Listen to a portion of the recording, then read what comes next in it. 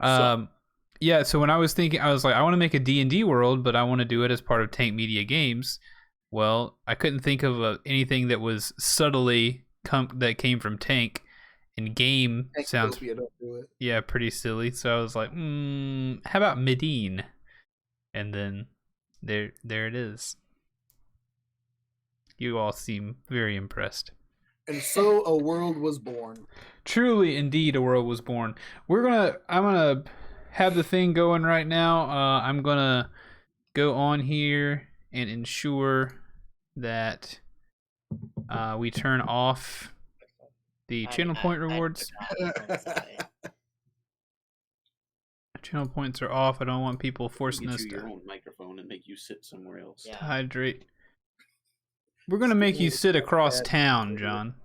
You got to go sit across town. But it is nice. Welcome the YouTube people for the first time, maybe not ever, but the first time on Dungeon Boys, except for the first episode, I think, everybody's on camera. Less than the 7th time. The first time, but not that other time. Right. Yeah, so pretty cool stuff. Pretty cool. So one thing I did mention... Studios. Huh? Right. First time in all new studios. You got a new place, Zenas got a new place, and I got a new place. That's right. People have seen my new place, but y'all's new places have not been seen. Technically, Josh has got a new place, but we're just not there. That's true. He could drive his place to your place, though. That's true. The mobile studio. He could sit outside the window. Yep. That would be funny. That would be funny if we still only had one webcam, but through the window behind you, you could see Josh and his bus. But we don't open like either window, so there's a really bad glare, and you can only see him if he moves around. Yeah. That's me right there. One thing that I did kind of decide is I'm going to stop doing the little timer that tells people why I don't respond to chat so much during this. Bryce and I had a discussion where it was like, well, if we're going to play D&D, if people have questions, we might as well answer them and stuff. So if people pop into chat, I will address anything they might say. I mean, I'm not going to have a conversation like I would normally during a one-man stream, but I'm not going to super limit my responses there, and people on the podcast can just be like, I guess that's what kind of podcast I'm listening to. Yeah, I mean, if we're in the middle of like player death scene, that's not the time to go, oh, hi, Mark, but right. Other than that. Bryce is trying to call Mark out of hiding. Just kind of a nod whenever somebody enters, if we're not doing anything super important. Speaking of chat, Bullet Thief, welcome to the stream. Lady Starlocked, thank you, and welcome to the stream. I couldn't get get those W's in Apex today for you, Lady Starlock, but I'm so glad that you have come to see us as well as Bullet Thief. But thank you so much for being here, my friend. Thank you so much. Like I said, I will try to do my... Bullet Thief has said hello to everyone else on cam. Mr. Soul Creek, going to bed now. Just wanted to say hi and wish you guys a fun session. We're going to try. We're actually about to start recording. What? I thought we were already recording. Soul Creek. Not concrete and dirt mixed together. Got it. D&D are the battles that matter. That's right. Apex can suck it. The dice are where the real skill occurs. But we are all on camera. It's pretty great. I'm pretty excited about it. You know, chat, like I was just saying, is not going to be the same exact as it would be if I were playing something by myself, but I will do my best to try to address the chat, address the boys, and we're going to have a good time. We are starting about an hour late. We had technical difficulties. Things happen, but it wouldn't be Dungeon Boys if the stream wasn't in shambles from beginning to end, right? These things happen. It's all good. We got it all figured out. Truly. And in fact, we had to make a couple of rolls while we were fixing all the technical details, so technically that counts as D&D. That's right. We play D&D whether you got to see it or not. So, all right, everybody. Let's go ahead and begin that recording and do an episode of Dungeon Boys, eh? Right. First return to Medine in a year and a half. Yes, it has been a long time, dude. I'm ready to get you back in there. I'm ready to try to get this story back rolling and get you interested in it again. Because I listened back to it myself and got reinterested. So I'm looking forward to getting you there too. All right, we're going to start the recording, and we're going to find out a few things here. And we'll try to get you up to date if you're watching and enjoy. Mr. Soul Creek, thanks for being here. Bullet Thief, Lady Starlocked, anybody else, you know we love you. Now, let us begin the podcast portion. You have enjoyed the pre-show. 3, 2, 1. Hello, everyone, and welcome to another episode of Dungeon Boys. My name is Keith, and I will be your DM. Josh, playing the ever-lovable Arlo, your forest gnome druid. John playing Eros, the trickster cleric. What race? The trickster cleric. What race?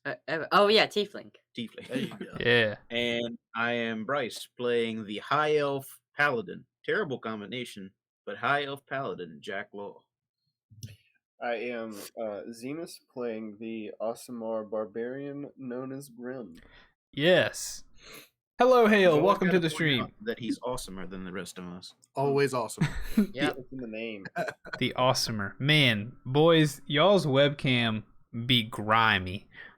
This program streams, and no, it's not your fault. This program streams, like, depending upon your internet speed, it automatically, drops down to 280p or whatever. So, chat, enjoy yourself. At least you can see the shape of the Dungeon Boys tonight. That's all you need. I just want everybody out there to know can make I'm out my naturally pixelated, so I can't live without y'all subscribing. Hey, Brandon, you guys thank look you. like y'all are ready to lose in Magic this weekend.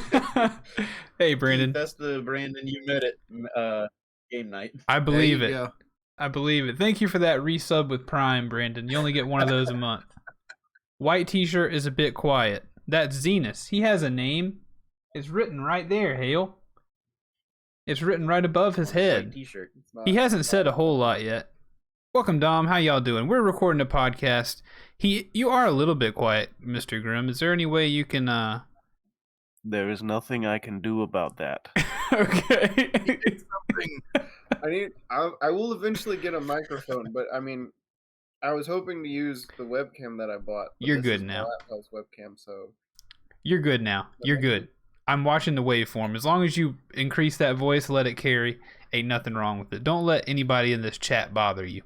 Anyway, these are the Dungeon Boys. Let me explain their relations. Bryce, John, Josh, the four of us, we are brothers, members of the same family. Zenus might as well be a brother of mine.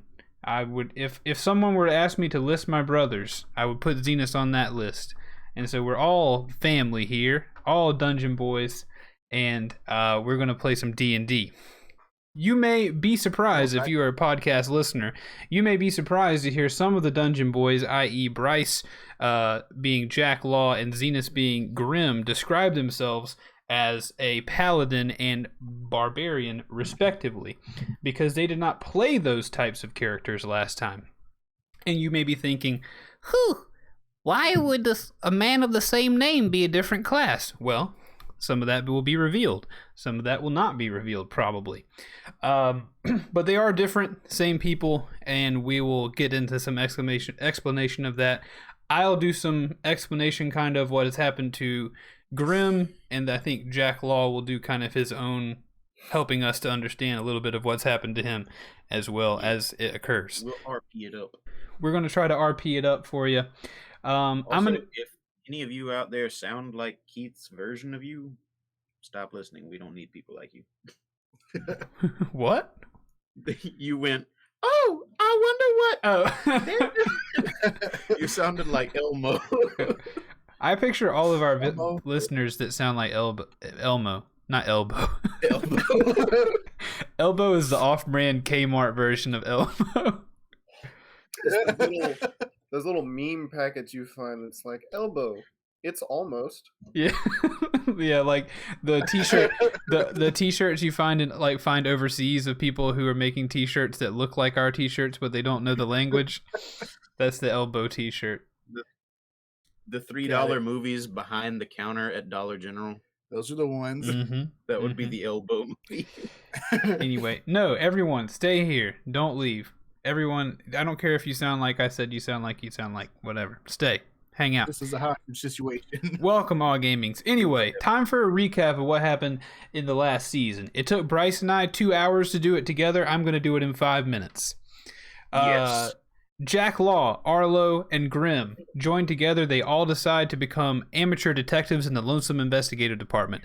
They solve a case. They are asked by the leader of the detective agency in Lonesome, a city in Medine, to become part of the Servants of the Scale. The Servants of the Scale are an organization, a grassroots organization that are opposing the High Council of Medine. The High Council is a council of 10 wizards that have ultimate governing authoritative power over the continent, and they are currently doing things called cullings, where on a periodic basis they are taking people from their homes and sending them off to work camps. Many people are suspicious that this is an attempt at veiling genocide.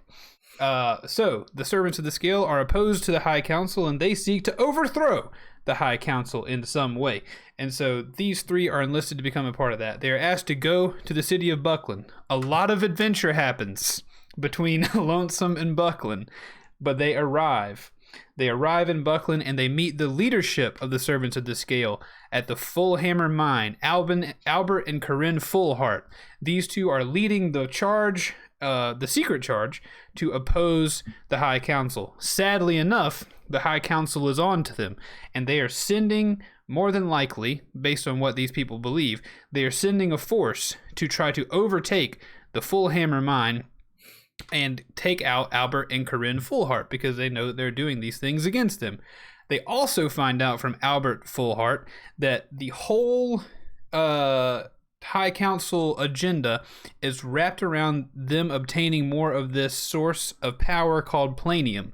It is an obsidian-looking element in this universe that is a very, very powerful element that the High Council, to Albert's estimation, is using to cause imbalance in this plane of existence, causing cracks in this plane of existence through which they can gain more power. They need more planium to do that. So, the Fellhammer mine is actually sitting on top of an extremely large vein of this element that the High Council wants. And so, Albert's plan, being that the High Council knows what's going on at the Fellhammer mine, he enlists the 3 party members to go somewhere else and find a god-made item called Morridan's Tiny Orb. Morridan's Tiny Orb is meant to absorb a certain amount of space on the planet and put it inside the orb. Essentially, very much Patrick Star style, Albert wants to take their operation and move it somewhere else. And so the party has been enlisted to do that. Sadly, after their enlistment to do that, Albert Fullheart is murdered by a companion that the party was keeping. Misiko turns out to be a traitor and murders Albert Fullheart. Grimm, just in the last episode, stabilizes Albert Fullheart, giving them a timer, I went back and looked, of 17 days. After 7 days, you're unable to do anything with the dead body magically, but Grimm increased that by 10 days, so we had 17 days to save Albert's life. He is stabilized. Corinne was healed after the attack. But at the very end, one of the High Council wizards shows up in a rage to take vengeance on the party after they had killed his brother earlier in the campaign. Blinded by his rage, he is unable to stop himself from attacking the party. He's unable to pull himself back. He is killed by the party. He has obviously been somehow altered by planium because his circulatory system is all that remains of his body.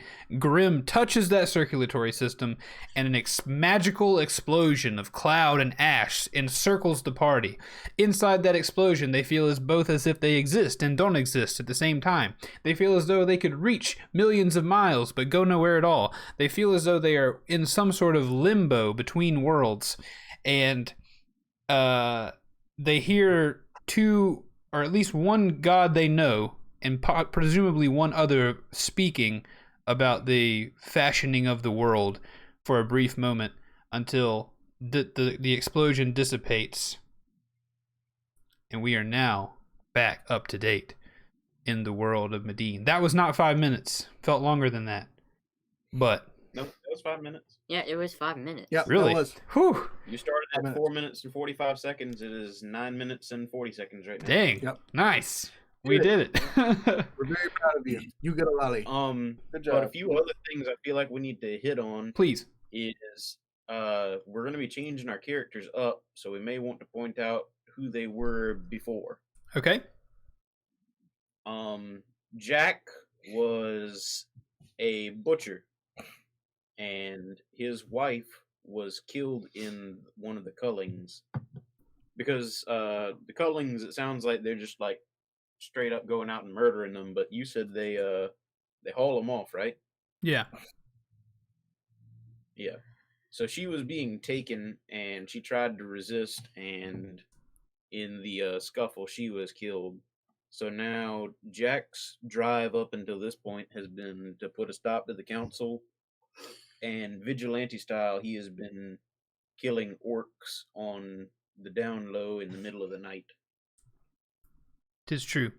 But he is a different character now, so we will get into that. Anybody else want to point out their purpose or life? Arlo was pretty well wrapped up in like season 1, so that was a lot of his backstory and stuff there. So yeah, if you want to dig some more into that one, definitely check out season 1 for sure. Yeah, check out the Fark arc. Get back in there right now. Grimm, who are you, sir? Right, I'm a barbarian now, currently, presently. But it was not always so. Grimm started out as a cleric, and I guess Keith, you mentioned you would explain a lot of what happened, Yeah. so I'll just leave that for you. But Grimm's motivation was pretty much just, I mean, maybe a bit cliche, but he grew up in a town. His father is a paladin, so he grew up with that sense of righteousness and justice and discerning right from wrong. So he saw these like cullings, and he had some friends who were actually like targeted, and so he was just like, hang on, that's not right. Like, these guys aren't, they're not doing anything worth being taken to like a labor camp. So he stepped in and kind of got his butt kicked a little bit. And then he's just like, no, this has got to stop. Like, this isn't right. And he's always been a bit stronger than the people around him, just on average. So he's like, okay, I'm gonna, like, this is what I got to do. This is what I can do, and I'm gonna try to do it. And that's what led him down the path. Are you guys ready to begin? Yeah. And of course, John is a new addition this season. I should let you know. John has not played with us before, except for a one shot in a couple of our previous season 2 episodes. Now would be the only chance you could go back and watch those tonight, because tomorrow I'm deleting those, and this will be new season 2.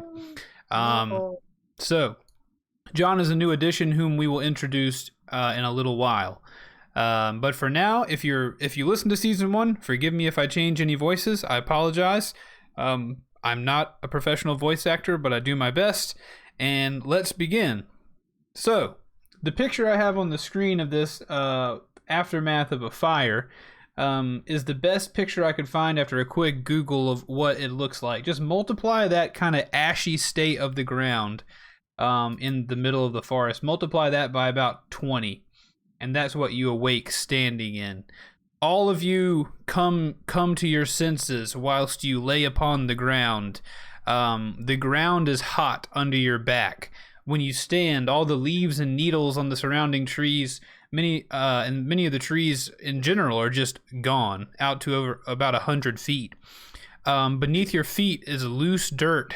It once was vibrant with life and grass, but now it's just loose, sandy dirt that feels warm even through your shoes.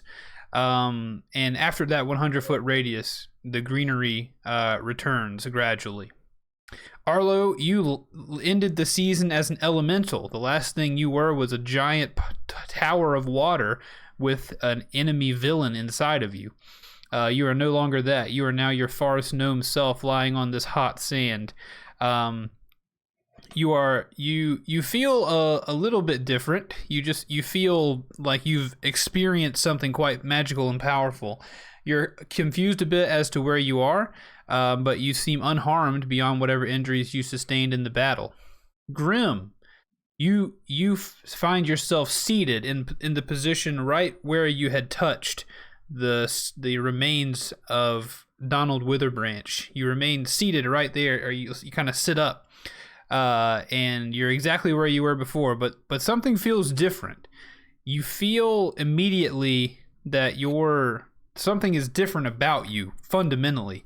That once you were attuned to your magical power, you grew up. Your parents tried to teach you how to be magical, how to use magic, because in this world, if you can use magic, you've got a foot ahead. And in this world, if you can't use magic, you're treated as a bottom of the social ladder. So your parents tried to instill that in you to the point where you did become a cleric. But from this point, as you sit here in the sand, you can't feel an attunement to any of that magic anymore. It feels as though something, while you were in that cloud of magical ash that swirled around you, it felt as though the things that just weren't you. You know, you always had this idea that the magic was something put on you, that you did because your parents wanted it, you did because you knew the benefits, but it wasn't really you. You always lean more towards the punching, towards your physical strength, relying on the things that you could do yourself rather than calling on gods or anything else to do it. And that you feel as though was stripped away from you. You feel as though you are more your natural self. You feel perfectly physically strong, but your magical abilities seem to be gone. And of course, this is a in-game explanation as to how you're now a barbarian. Something happened in that cloud. Something. You feel as though you were in a place between places in that cloud. Jack Law remains in those trees where he once was hiding, I believe, right when everything went down. Jack, I would say the emotion you feel most at this point is confusion. Am I right? More than likely. It depends. Are we awake? You're awake. Yes, absolutely. Okay, then I'll just play it by ear when we get in there. But yeah, fairly confused. Doesn't really understand exactly where he is, but it's not where he was. Gotcha. Okay, you can help us explain in a moment. But you are there. As you look around, one person I didn't mention in the recap, can you guess a person that I didn't mention at all in the recap? I can guess. Burb. Burb, your companion from episode, I believe, 3. Possibly episode 2, but definitely episode 3. Your plucky companion Burb, the kinku who cannot speak and only repeats things that he hears. He's no longer there. When you look over to where he was, the only evidence that Burb ever existed are the bird footprints in the sand where he stood before the explosion. He's just not there. And near to him, at that point, whenever the explosion happened, was also Duncan Fellhammer, if you'll remember, is the mayor of the city of Buckland and a close personal friend to Albert Fullhart, and of course, general level member of the Servants of the Scale. Duncan Fellhammer is lying on his back, gasping for breath. He's burned everywhere that's not covered by clothing or armor, and he's gasping for breath. And of course, nearby him are those two bird-like footprints that sit empty in the sand. And you're free to do as you please at this point. Gentlemen, may I? Go for it. Oh, what was that? Garl. I heard Garl. Anybody hear that? Jack is gonna stand up from where he is and just start pulling on his face mask, trying to get it off, but like he doesn't really know how to do so. Somebody help me get this thing off of me. And I guess you'll see everybody else kind of start stumbling towards that direction. I imagine everybody's kind of beat up a little bit. Yeah, everybody's a little bit beat up. Grimm is just kind of, he doesn't really hear what's going on. He's just very acutely aware of this disconnect between him and the magical energy. So he's just kind of like trying to feel out his own skin again. He's trying to get back to who he was, because just 2 seconds ago he was a completely different person. So now he's looking at his hands, just kind of like standing up, like just looking around. But he's in another world mentally right now. Is everybody all right? I'm gonna continue stumbling towards Arlo. And how far away am I? From Arlo? Yeah. You were probably like 10 feet away. You were hiding in the trees right beside him when he was an elemental, I think. Okay. I'm gonna like put my hand on my shoulder and like gesture to the mask, and Jack's kind of hyperventilating at this point. Like he's really confused about what's going on. He doesn't know why his breathing is restricted. Just Jack, wait, hey, breathe, Jack, breathe. What's wrong? We made it. Get this off of me! You don't never take it Oh, off. I can't. Are you sure? I can't. How do I get it off? All right, I want to help him. take the mask off. Okay. You So he's a hammer, or No, you successfully peel the mask off of him. thank. Arlo, what are you doing here? Why are you back in Fark? Sorry. Hang on. This man, he needs help. This man was Grimm, all right? Sir, Arlo, do you have anything to help this man? I'm going to Yeah, hold on a sec. See if Grimm's all right. I'll get this fella here. Hold up. I'll start stumbling that way. I haven't cast anything in so long. There we go. Healing Spirit. All right. For the first time in a year and a half, I get my healing squirrel back.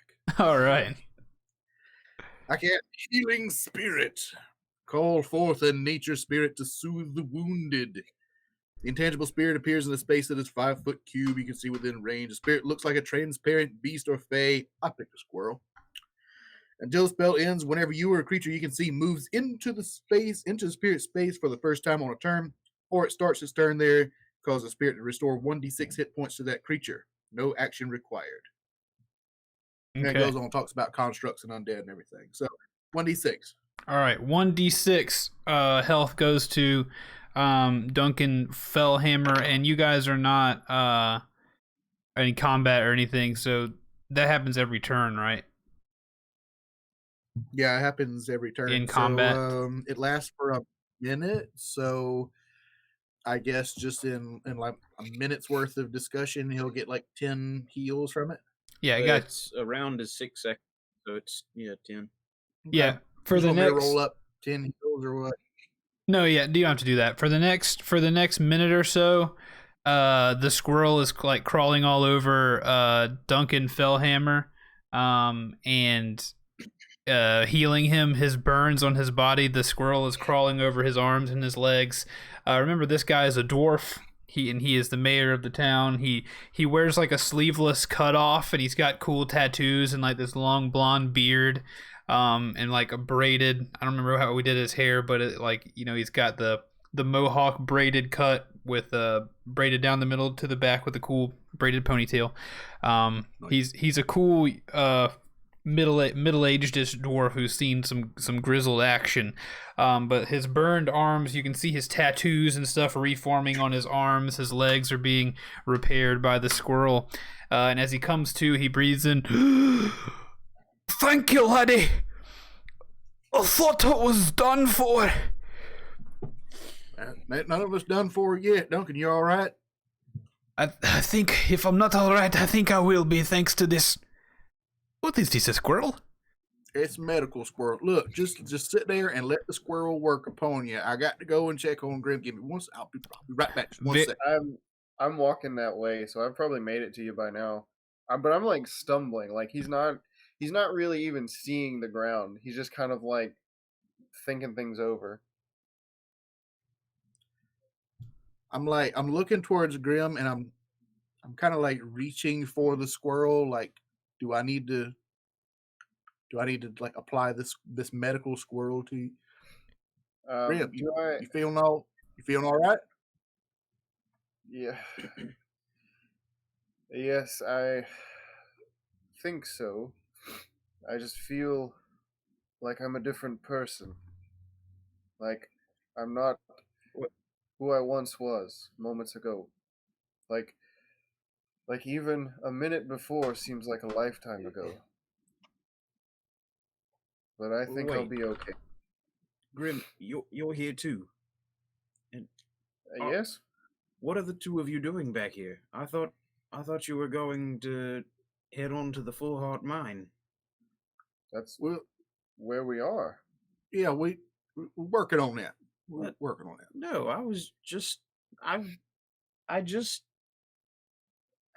where are we? This here's are we still? It's Buckland, right? We're in Buckland. Yeah. I was just at my shop. I was talking with my wife about closing down early perhaps today. No, we was just over in that crater whooping up on Donald Witherbranch. Why would we face Donald Witherbranch? And We why would I didn't. be He here come and with faced you? us. What are you talking about? Hang on. When is the last time you saw me, Arlo, or Grimm, either one of you? I just took your mask off. Remember, you got a pretty mouth, by the way. Grimm, when is the last time you saw me? 10 minutes ago, 2 minutes ago, 2 seconds ago. You've been with us the whole time. For however long we've been on this journey, you've been with us. I haven't seen the two of you since you and your bird friend came through Fark weeks ago to help crush the gnolls that were invading Fark. Hold up. What do you Bird mean? friend. You've been Bird. with us since Lonesome. Bird, where you at? Arlo is mildly distracted by the absence of a burb. I want to go look around. Yes, he was I've right never been here. to Lonesome.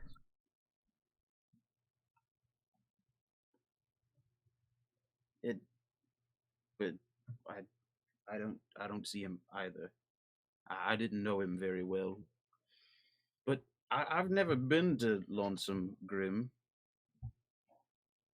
What do you mean? That's where we met. How long ago was that? I only met you when you came through Fark. What? Myself and the rest of the Paladin Order joined you in fighting back the gnolls that were invading. That's not what happened. Yeah, I would like to abandon my frantic burb searching with my stumpy legs to come back to this conversation now. I'll keep searching, Arlo. Y'all You done get missed through that acquainted. boat ride and- Right. But you got to be around here somewhere. He might be going to get help. Never know. I mean, he's useful like that. But so you didn't ride across on the ship with us? I don't remember a ship. I don't remember Well, ship. that giant beast we fought? No, I'm a butcher. Why would I've been a paladin for the past couple of months at most. Paladin? I don't know why I would be fighting a giant beast. Paladin. Keith, You're a butcher. Yeah, just this might not be how it works, but can I roll like medicine to see if he's okay? yeah, sure. Roll. You can roll to see if like he's in shock or if he's just, he. Arlo's about ready to wrap a well, around his head. Huh? I got a 6. He, for all you know, he might as well, but he might as well be in shock. He's speaking nonsense. So that's up to you to make a decision. Are you like to make this check? Are you like checking his ears, nose, throat, and eyes and stuff? Pulse? Just kind of like doing the follow my finger trick and like patting you down in certain places, like checking your wounds and all that. Just making sure that you're absolutely okay. And then after this check, Grimm is going to be like, Jack, why don't you sit down for just a second? We need to sort all this out. Stop. I'm fine. It's just that there's no possible way that what you're saying is true. The last I saw of you is when the gnolls invaded. and they managed to kill Arlo's master Briar, and Arlo, in his anger, he went and he awoken the treant, and that's what turned the tide of battle, and the rest of us were able to push the gnolls back into the hills. Fark has been peaceful ever since. Is that I do believe I would awaken an ancient spirit in my anger, but I don't think that's exactly what happened. Briar's fine. Look, I got his staff right here. He gave me his staff. He's the new mayor. Yeah, new mayor. New mayor. The mayor built a statue to commemorate Briar. No, no statue needed. Nope. He stands right there. How could it be so different? It was that big explosion. You remember explosion? There was a big old explosion now. I remember, Keith, what color is like all the planium effects? That color. That dark, Like the explosion was radiance. very much akin to, I mentioned at the very end of Guardians of the Galaxy 1, the Power Stone or whatever, the purple, like black, purple, dark, gray, ashy Gray, black. stuff. Okay. Nice. The last thing I remember before I woke up here, I was talking to my wife in the shop. How is my wife? Have you seen her? Jack? Arlo's just looking at Grimm. What? Your wife is dead. Oh, I just spoke to her. You're wrong. Last thing I did, I was speaking to her about shutting down the shop early, and I don't know, I began to black out, and there was this purple fog and swirling lights all around me. I thought perhaps I was coming down with something, and next thing I knew, I was fine, but I was here instead of there. hold that thought 1 second here. I want to hand him back his mask. Grimm, can I talk to you just a second here? As you turn to Grimm, real Oh. quick. As you do the aside to Grimm, roll an Arcana check. No, roll an intelligence check. Sorry, intelligence. Got it. I got 10. I got a nope. Okay, you got a Crit note. fail. All right, Grimm. Should I also roll No, you should not. to figure out what happened to me? Also, we have All Gaming's in chat who is currently watching Guardians of the Galaxy right now. Hey. So that's pretty nice. cool. And Wait, also, and us? and us at the same time. She's Also, got Guardians on mute. Got it. whenever you mentioned whenever you were talking, I was smiling the whole time, Bryce, because I knew what was happening, and Lady Starlock was like, the DM smile of knowledge. Classic. Anyway, the chat, Grimm, you remember the conversation with Albert Fullheart before he was, so brutally murdered. You'd remember that that substance, planium, the stuff that the key is made out of, that you guys found off of Simon Treasure Taker, the element that you used to open the amphitheater where you found that key, and the same substance that crystallized the skeleton of Donald Witherbranch. You recognize all that stuff, and you remember that element, it affects the planes somehow, the planes of existence. So it can be up to you whether you have any sort of ideas of like shifty timelines or how planes can intersect or anything. Like, if whatever ideas you have from that information, you can use in this conversation with Arlo. I turn to Jack and say, Jack, are you from Earth 616? No, I'm kidding. I don't. Okay, I will take that into Does he consideration. seem off to you? Sorry, what was that?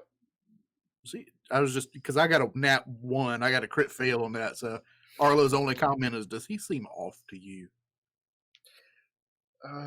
Very, yes. I seem to remember, though, that I was told, I forgot his name. What's his name, Keith?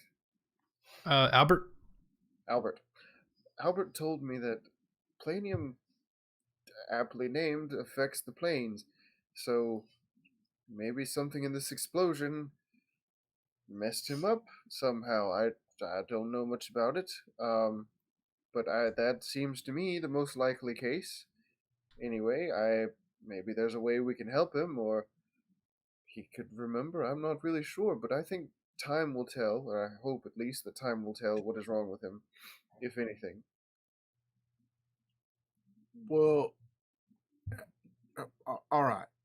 So it could be like, are you saying that this isn't quite the same Jack? It's possible, at least not mentally. He believes he's a paladin, and our Jack was very different. I gotta, yeah. Ironically, we don't know this Jack so well. We don't know Jack, so we That is true. It seemed like Jack don't know us so much. He knows us a little bit, but That's true. I mean, well, all right. What do you think we ought to do with this?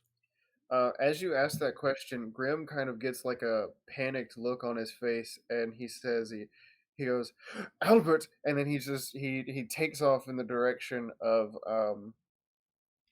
the thing, their home. Gotcha. And on that note, very cleverly disguised, I have to pee. All right, cool. While you go, Duncan's going to say something that you don't need to hear, which is fine, just inconsequential. As Grimm runs past Duncan, Duncan turns to him. He's like, "I can't find your." As Grimm runs past, then he turns to the two of you standing there, and he says, "I can't find your friend Burb. Well, I spent the day with him. He's a really pleasant lad. I can't find our friend Burb anywhere. Maybe he ran back to the. It's possible he ran back to the. What are my words? Getting almost burned to a crisp.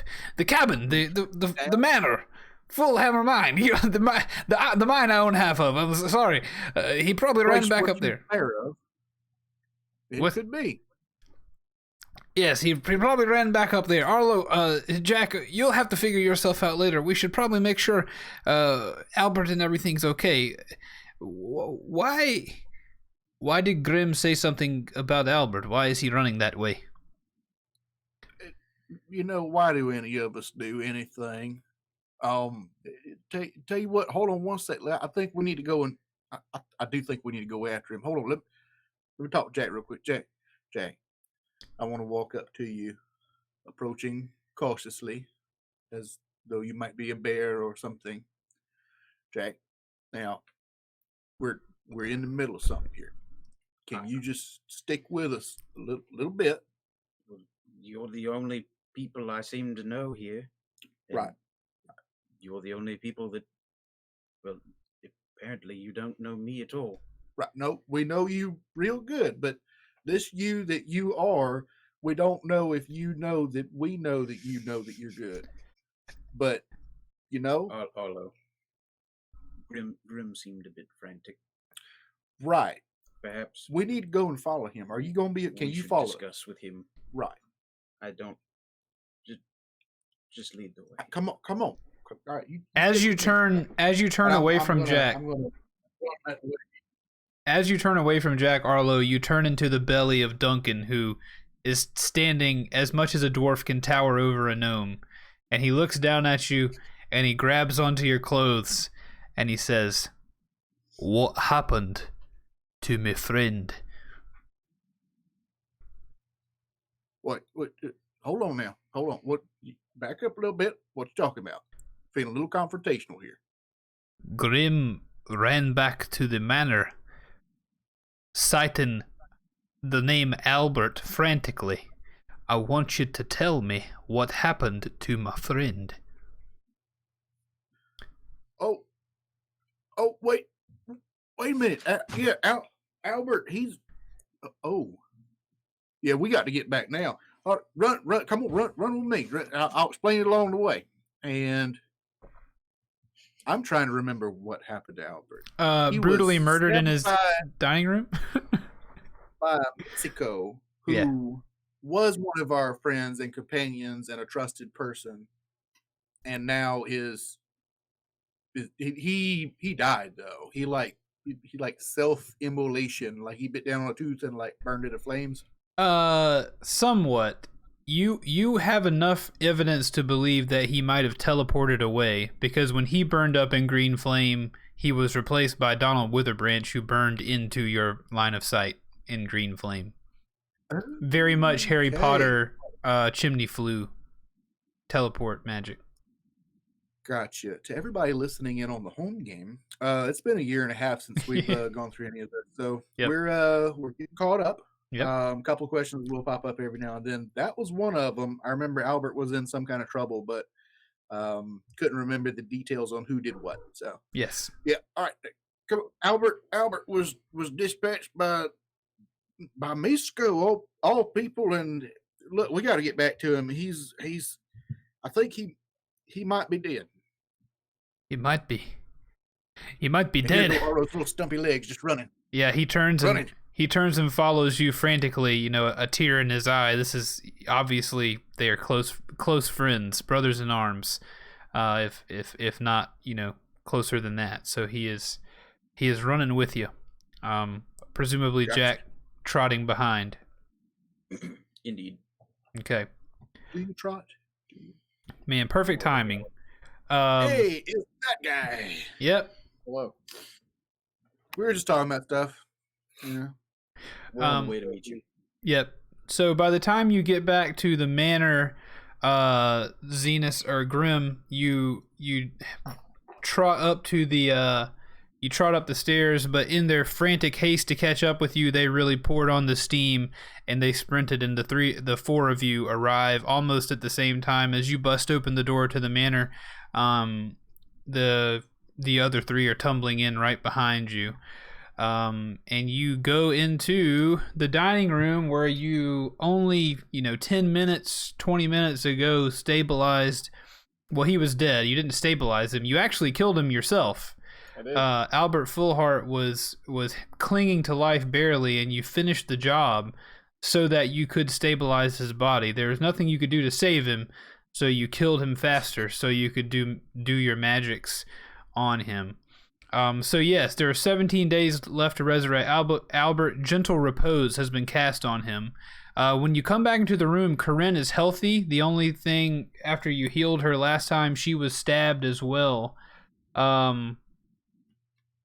I don't remember. Sorry, I got a message in chat that says Lady Starlocked is picturing the gnome to look a bit like the dwarf from the Second Chronicles of Narnia. I know that's most likely not accurate, but I love it. I do not particularly remember what that dwarf looked like, but you may not be wrong. Is that not the same person who plays the Oompa Loompas in something? No, that's not the same guy. Anyway, back onto it. Corinne Fullheart, the wife of Albert Fullheart, was stabbed as well. She was almost going to die, but you healed her, and so the only evidence of that healing was the holes in her clothes. But since you have gone, she's gone upstairs and pulled on some trousers and a loose shirt that she pulled out of the closet. So she is now actually dressed instead of in her nightgown, or whatever medieval people wear to bed. She is doing her best to like scrub the carpet next to Albert's body to try to like use some tonics and things to pull blood out of the carpet. She's sad, she's distraught over the loss of her husband, but she also looks determined to do what she can to continue being leadership over this organization. She obviously looks like she's a woman on a mission. She's not completely taken out by this, but you guys enter the room to find her on the floor, and she says, I heard an explosion. Is it over? In a way. In Yes. a way? What do you mean in a way? I kind of have like a somber expression, and I don't answer the question, but I focus on Albert's body, and I walk over there, and like Grimm knows that he can't do it. He knows that he can't do anything like this at all. I feel like that's been established in his mind. So he goes over there, and he's gonna try. Okay. Like he He does everything he knows to do it, Gotcha. but it doesn't work. And by do it, you mean resurrect him. Yeah, like whatever. Yeah, cast like the raise dead spell. So like whatever he would have to do before, like whatever chance or whatever, he goes through the complete motion. Yeah. But it just doesn't work. While you're doing that, like over his body, she's grabbing onto his hand and like trying to keep herself from weeping, but unable to control herself as you're holding, pressing your hand onto his chest or whatever it is to do the spell and trying with all your might to do it, but you're unable to tap into any of the magical powers you used to have. And you promised this woman that if you got enough power, you'd be able to come back and resurrect her husband, but you came back with less magical power than you left with, unfortunately. And she's holding his hand, weeping next to you, and you can hear her saying, please Albert, return to me. Come back. I don't know if I can do this by myself. As you're holding on to her husband, and she knows. After a few moments, she can tell that you're unable that nothing's happening. She watched you cast this spell earlier, and now that you're trying to do this, you're unable to succeed. And she says, "Something happened out there, didn't it?"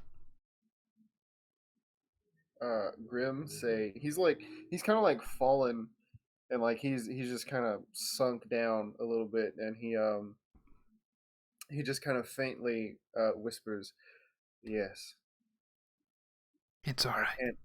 I can't do it. It's okay. It's not your fault.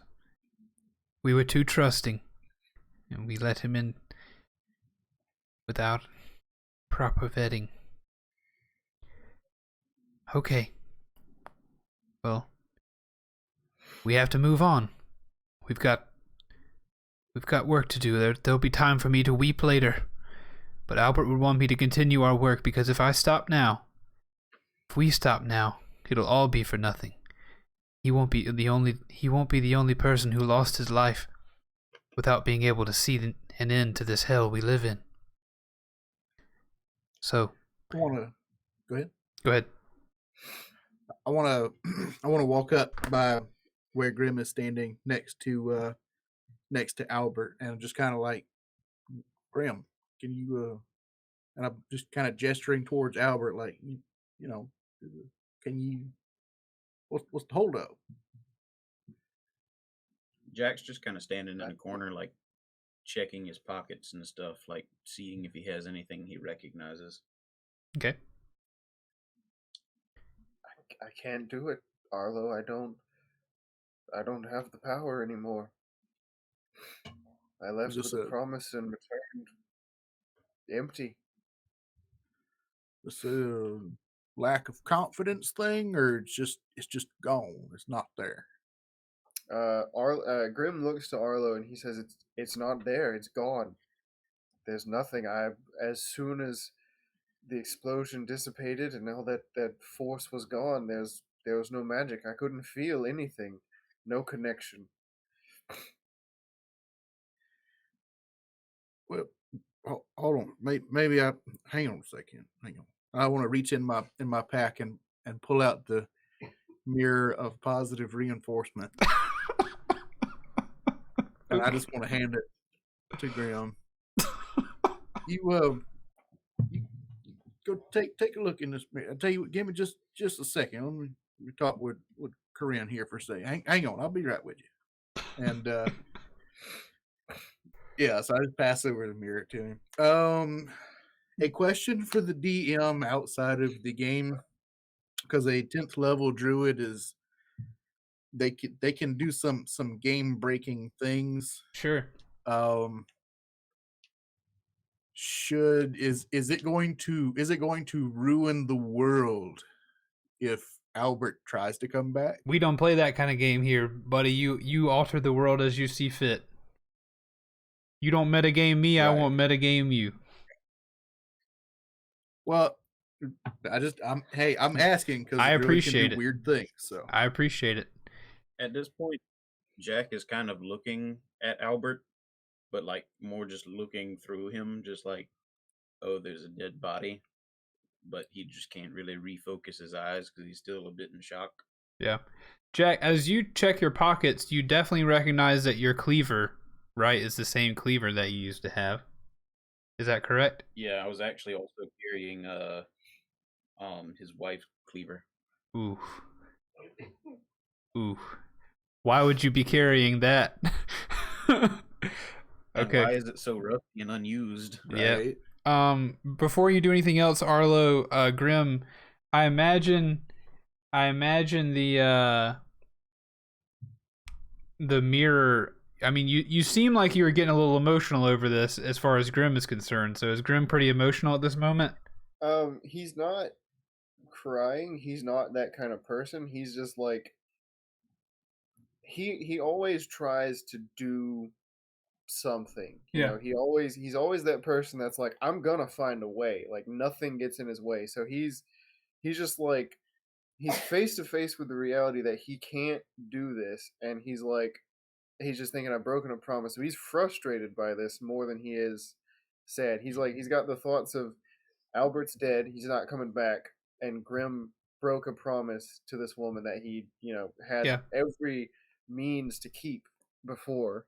So with all that emotion, Arlo hands you the mirror of positive reinforcement.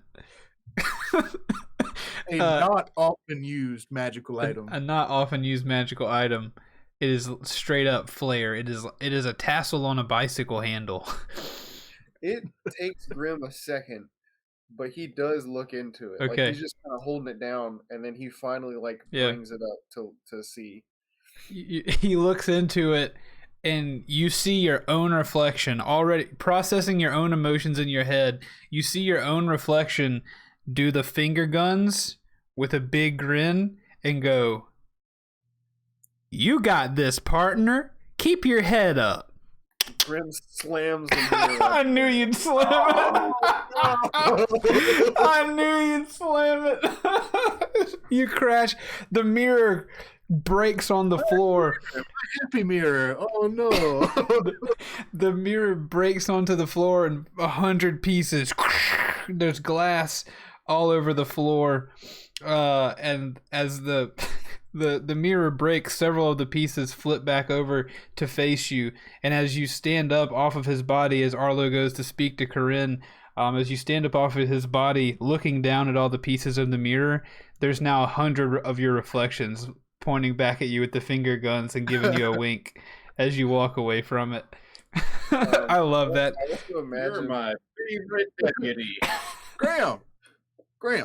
What was that? Grimm. No. What was that? Also, I imagine that I whenever want to he look slams for it Corinne down, and just very solemnly say, "Go ahead. what? Go ahead." I was just gonna say, whenever Grimm slams it down, like that's the first taste of the rage that he's gonna have, and like I imagine that it also activates that like necrotic shroud of his. So you like full blown like pale black eyes, and then the wings come out, and he just slams it down, and then as soon as he sees the hundreds of reflections, he just turns and walks out. Okay.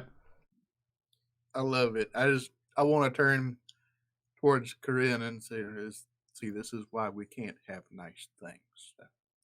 This thing was like a women's compact mirror kind of thing, wasn't it? It wasn't like a... It's like a little small mirror, a little hand mirror. Yeah, I pictured it with the handle. For some reason, I remembered it being something that flipped open. And maybe this was your campaign, Josh. I remember we were like in the top of some inn or something, like the roof got torn off, but somebody had the mirror. That was a mirror of healing. No, that was in your campaign. Barsha had a mirror of healing or something. Okay. Yeah, that was it. Okay, never mind. Wrong mirror. Okay. Yeah, this one just gives you good, happy feelings all over for the most part. It did. Your results may vary. I want to turn back towards Corinne. Hey, look, Grimm said that he's feeling a little off. I don't know if he can pull this off, but I can. I'm not quite the same as he is, but if you want, I could give it a shot. I could try to bring him back if you want. Yes, Arlo. If you can bring back my husband, please. Well, I can't promise nothing, but I can promise that I'll try my hardest. That's all any of Are you us ready? can do. I mean, he might not come back just the same, but I think I can do it. Not just the same. What do you mean by not just the same? Well, there might be some side effects and things like that. I'm not quite as good as Grimm was this, but there's a chance that his this body is damaged, so when he comes back, it might be as a new reformed body.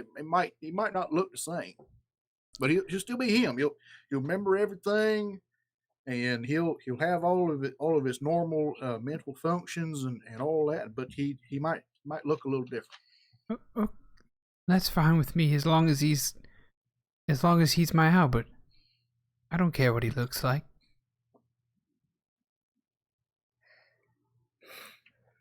All right. Well, I'm gonna need a little time, and I'm gonna need a little space. So hold up, and I'll see what I can do.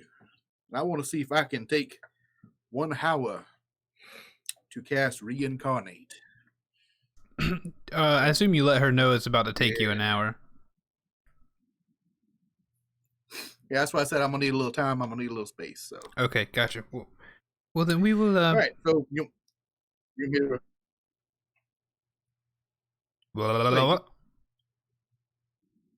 What, Josh? I'm sorry.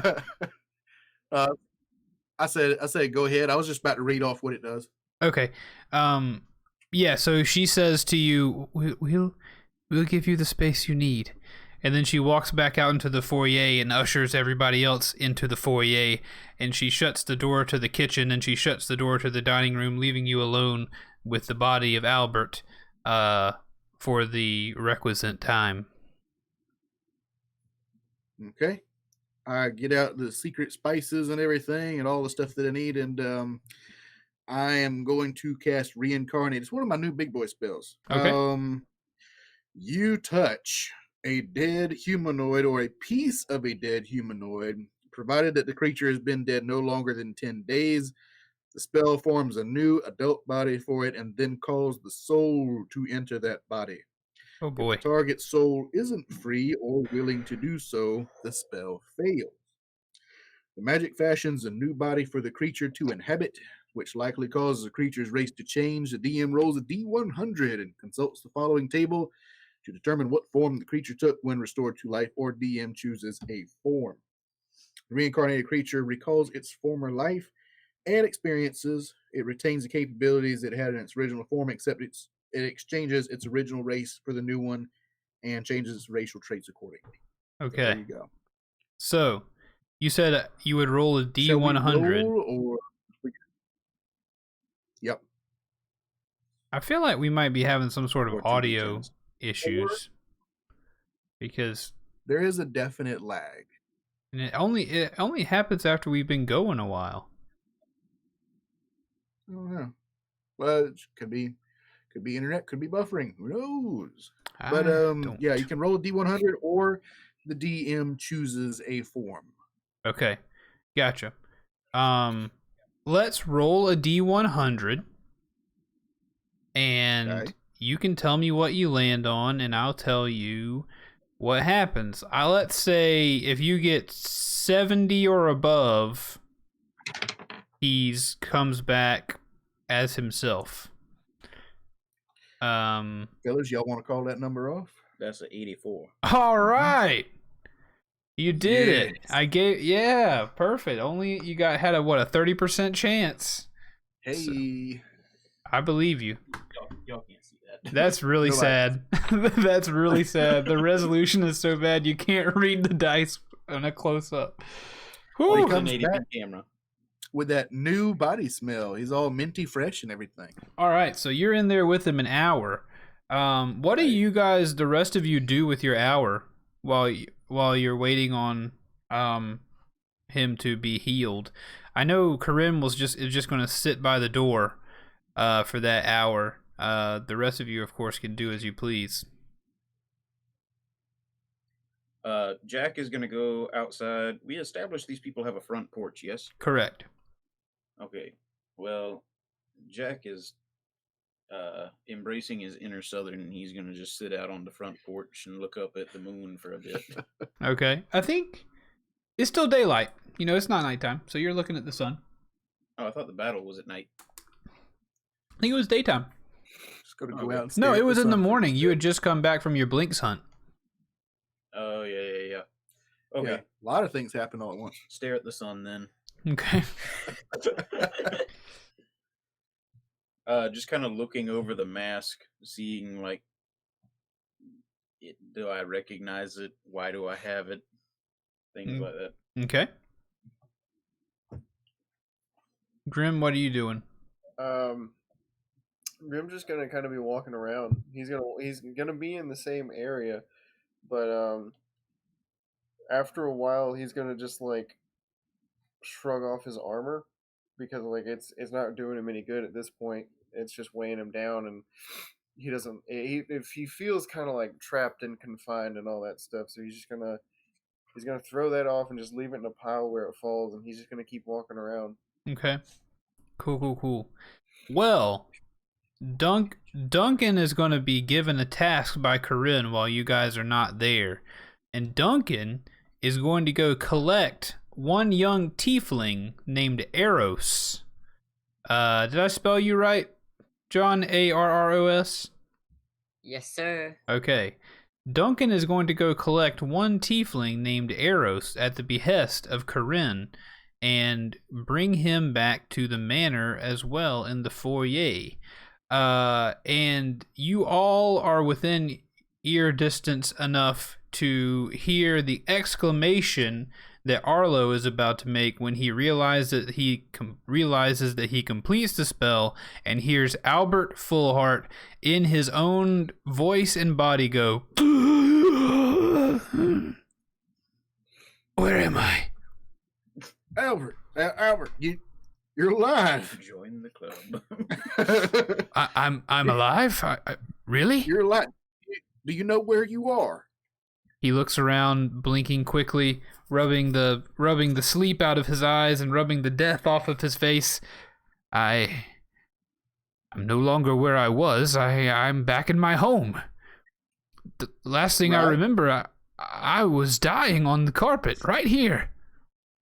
Right. You were doing a fine job. You succeeded, but we got you back. There's enough of laying around, and everybody's getting real worried about you. You got a lot going for you right here. Hold on, just one second. Let me go get somebody. Hang on. Gotcha. I want to go back out. Corinne was like right outside the door. Yeah, she was. Okay, I'm gonna bust open that door and say he's back. Yeah, he stands up. He's patting himself down, trying to feel all the holes where he used to have holes in him. Also, good night, all gaming. Thanks for coming by. He's patting himself. He's checking Only out the ones that are supposed to be there. Yeah, make sure all of the correct holes are there. He stands up, and as he's patting himself down, he is almost tackled to the ground from a loving embrace from his wife as she says, "Albert, you're back. He really did. I feared you'd come back as a monstrosity, but Arlo brought you back." Yes, he did. He did. He really did bring me back. So, go ahead, Keith. You're good. It's no fun to die, my love. It's no fun to die, and it was no fun to watch you die. She says as they continue their embrace, and you are free to do as you please. Sorry.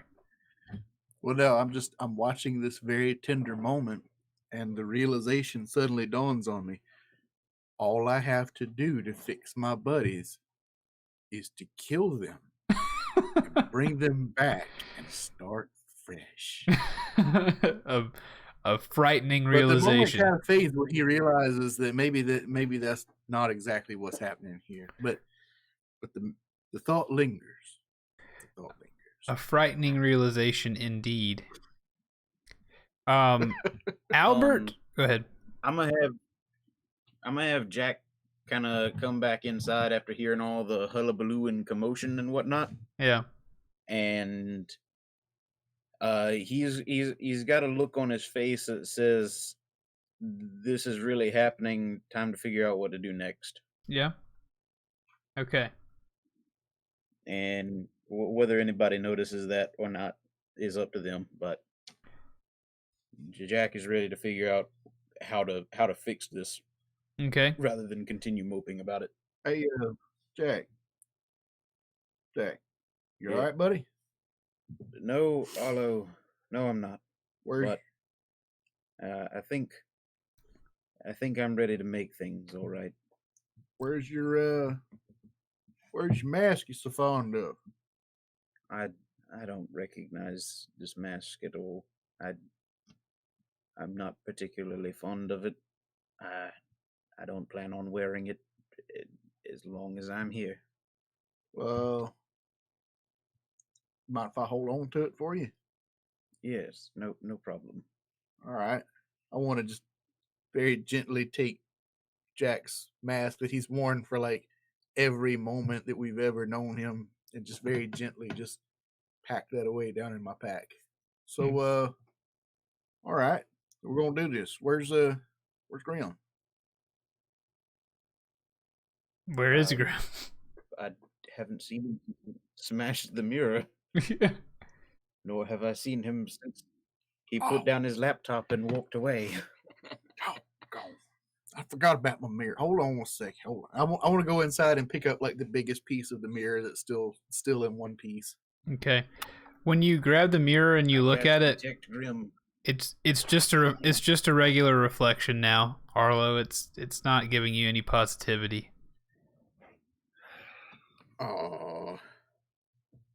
Okay. Grimm comes sauntering into the room. Not really. He doesn't come sauntering in, but he is. He does kind of come in a little bit of like, not necessarily shock, but he's very like happy and relieved, and so he just runs up to Arlo and like slaps him on the back and starts like laughing. You did it! They found Arlo 3 days later. So you hear from Albert on the other side of the room. He says, "Yes, he brought me back. You, Jack, right? Jack, is it?" Yes, I believe that's what you know me by. Yeah, I heard the things that you've said, and coming back from the dead and ceasing to be just a soul floating around in the place where the universe came from. I can see there's something fadingly odd about you. What's the matter? I don't think I'm from here. I remember everything, but I remember everything different. I know Arlo, I know Grimm, I know their missing friend Burb. I met all of them, but they remember a different me, and I remember a different them. It's like it's the same world but different. I think that's exactly it. I believe the High Council is doing more than just trying to put holes in our plane of existence through which to pull more power. I believe they're trying to get to another plane of existence. I don't know if it's the plane of existence that you're from, but I learned as I floated through the ether that there are thousands of versions of each place and each world and each iteration of this thing we call life. There's thousands of it going in every direction. And it's possible that whatever happened outside, an explosion that even I could feel from the great beyond, it's possible that knocked you loose from wherever you're from and sent the Jack that I knew for a moment and your friends have known for months somewhere else. Do you think we've switched, or just I pushed him out? Is he in the same endless void as you? That you were in? I haven't a clue. I'm merely spitballing at this point. It's my best guess, though. You obviously don't know where you're from, but knowing that your friend here can bring someone back from the dead, I can't imagine you're particularly unhealthy. If you were, I imagine he'd heal you as well. So there must be something else strange My mind afoot. is clear. What I do believe is that if we, like the High Council, could somehow learn how this planium they're stealing and taking can be used, I wonder if it would be possible to send you back to where you came from and bring the Jack that was here back here. That would be astounding. What do you need? What do you need from me, from us? Perfect. I assume they're willing to help, but I'll do whatever it takes. Yes, your other two compatriots have already agreed, and I'm about, well, Corinne, is the boy still here? Yes, I just sent our friend that we've known for years, Duncan. What's his name? I just sent Duncan to fetch him. I figured he would be a good addition to this party's exploits as they go off to the Bone Mountains to try to find the tiny orb that you told them about yesterday. And as she says that, Duncan walks in, and you hear from the kitchen. He says, "Right this way, laddie. Don't be shy. You're needed by the full hearts. Head right in that way." And in walks a little red tiefling named Eros, a trickster school cleric. He walks into the room, and Albert says to him, "Oh, hello, Eros. It's been a moment since I've seen you. Have you been finding your accommodations appropriate?" Well, I've been fine. Stolen anything from us recently? No, I don't think so. Not since the last time, eh? No, I don't think so. Can you hear him okay? Yeah, I can hear him. Lady Starlight says, "Kill him, Arlo." I wanna lean over towards either Jack or Grimm, whichever one's closest. That's not Burb. I was expecting Burb. That's not Burb. That is not Burb. Is another one of your compatriots of this world? I've never seen him before. Is he from your? No. Well, Possibly, but I mean, I'm confused enough as it is. Maybe we should speak to him.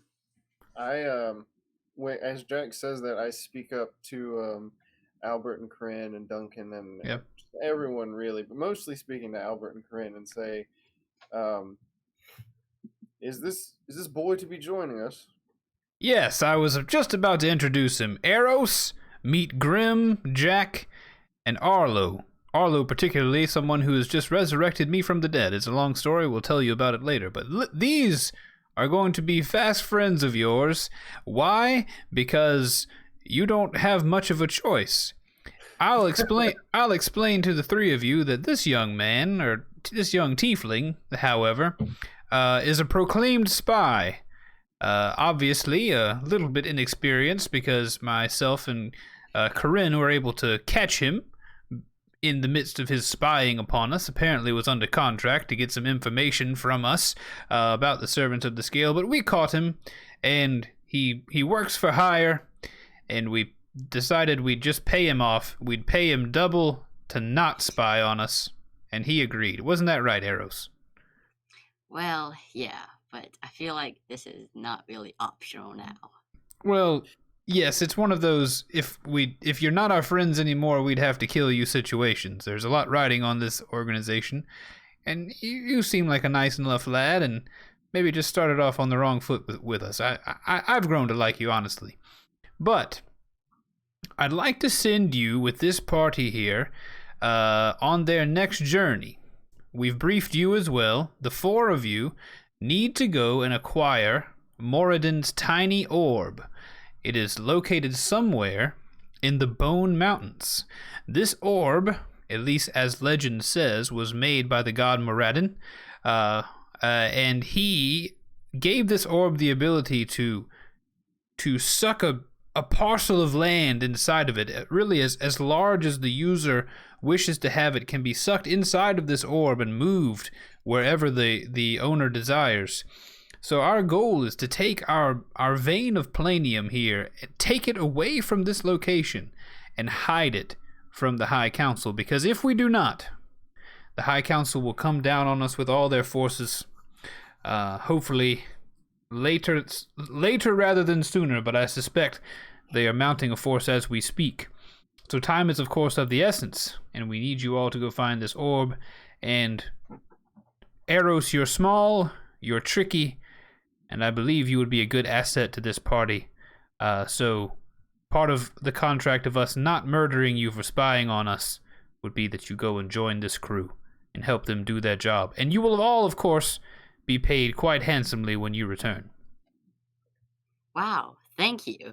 This is very nice of you to Well, not yes. kill me.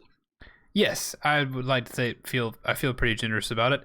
And you know what? I don't remember if I agreed to pay you before I died or not, but I'm feeling quite generous now that I'm alive because of you. So all of you, please do know that if you are returned with the orb and we are successfully move this location, you will be paid handsomely. Well, thank you. Hello, everybody. Right. And what you say your name was? Arrows. Arrows.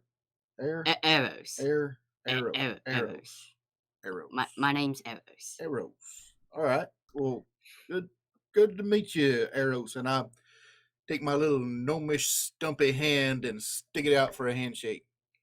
I grab it and I handshake it. There you go. As you shake hands, Duncan reaches up a hand and smacks Eros on the back really hard and says, "Yeah, the lead is not so bad. We've had him cleaning the coal vents on the mine, as a little bit of retribution for the spying on us and whatnot. But he's growing on me. He'll be a good asset to you." Well, to be honest, I kind of liked it. I'm kind of being strong now, if you ask me. Well, you probably are gaining some muscle from all the times you spent in the vents. But anyway, I'm very glad to see you back alive, Albert. He walks over and shakes your hand. I'm sorry I get to see you in the sorry state, my friend. And he pats him on the back. But I've got to get back to my Morridan duties. Men, I hope you enjoy your trip, and I hope you come back here safe and sound so that we can really stick it to the council, eh? Oh, we will. Right. And now, but Duncan, what about our? We got a missing friend. We you haven't heard nothing from Burb, have you? That's right. I haven't heard hide nor hair of Burb, and I don't know where he's gone to. You was with him in the explosion, so. He was right there with me. Is it possible he was just exploded out of existence? His little body couldn't handle it. Arlo gets like 3 shades paler. I suppose, but we all made it out relatively fine. I'm looking at Jack and Grimm kind of nodding like, y'all back me up on this. Jack is shaking his head like, what about this is fine? Yeah, so we're good. So it stands a chance that Burb might be around here. I think we've got pressing matters. Maybe could you keep eye out if he shows up? Could you take care of our buddy? Absolutely. He's my favorite friend I've met today. I'll absolutely keep an eye out for him. And as he says that, Albert also says, as well, we just talked about the possible issues with Jack and the planium. It could be that something fishy is happening with Burb as well. Maybe the more we find out about this substance and the further along the journey you go on, maybe it's possible we'll be able to figure out what did happen to Burb after all. At this point, Jack's lawful good streak kicks in, and he sees that Arlo's a bit torn up about this, and he's gonna put a hand on his shoulder. Yeah, Arlo, perhaps Burb and I have just switched places. Maybe he's back in my world, running my shop for me, making sure all my customers are taken care of. Right. That's you're probably right. But Burb's really helpful like that. The Burb I knew was quite a character, yes. Jack, did they throw you into this too?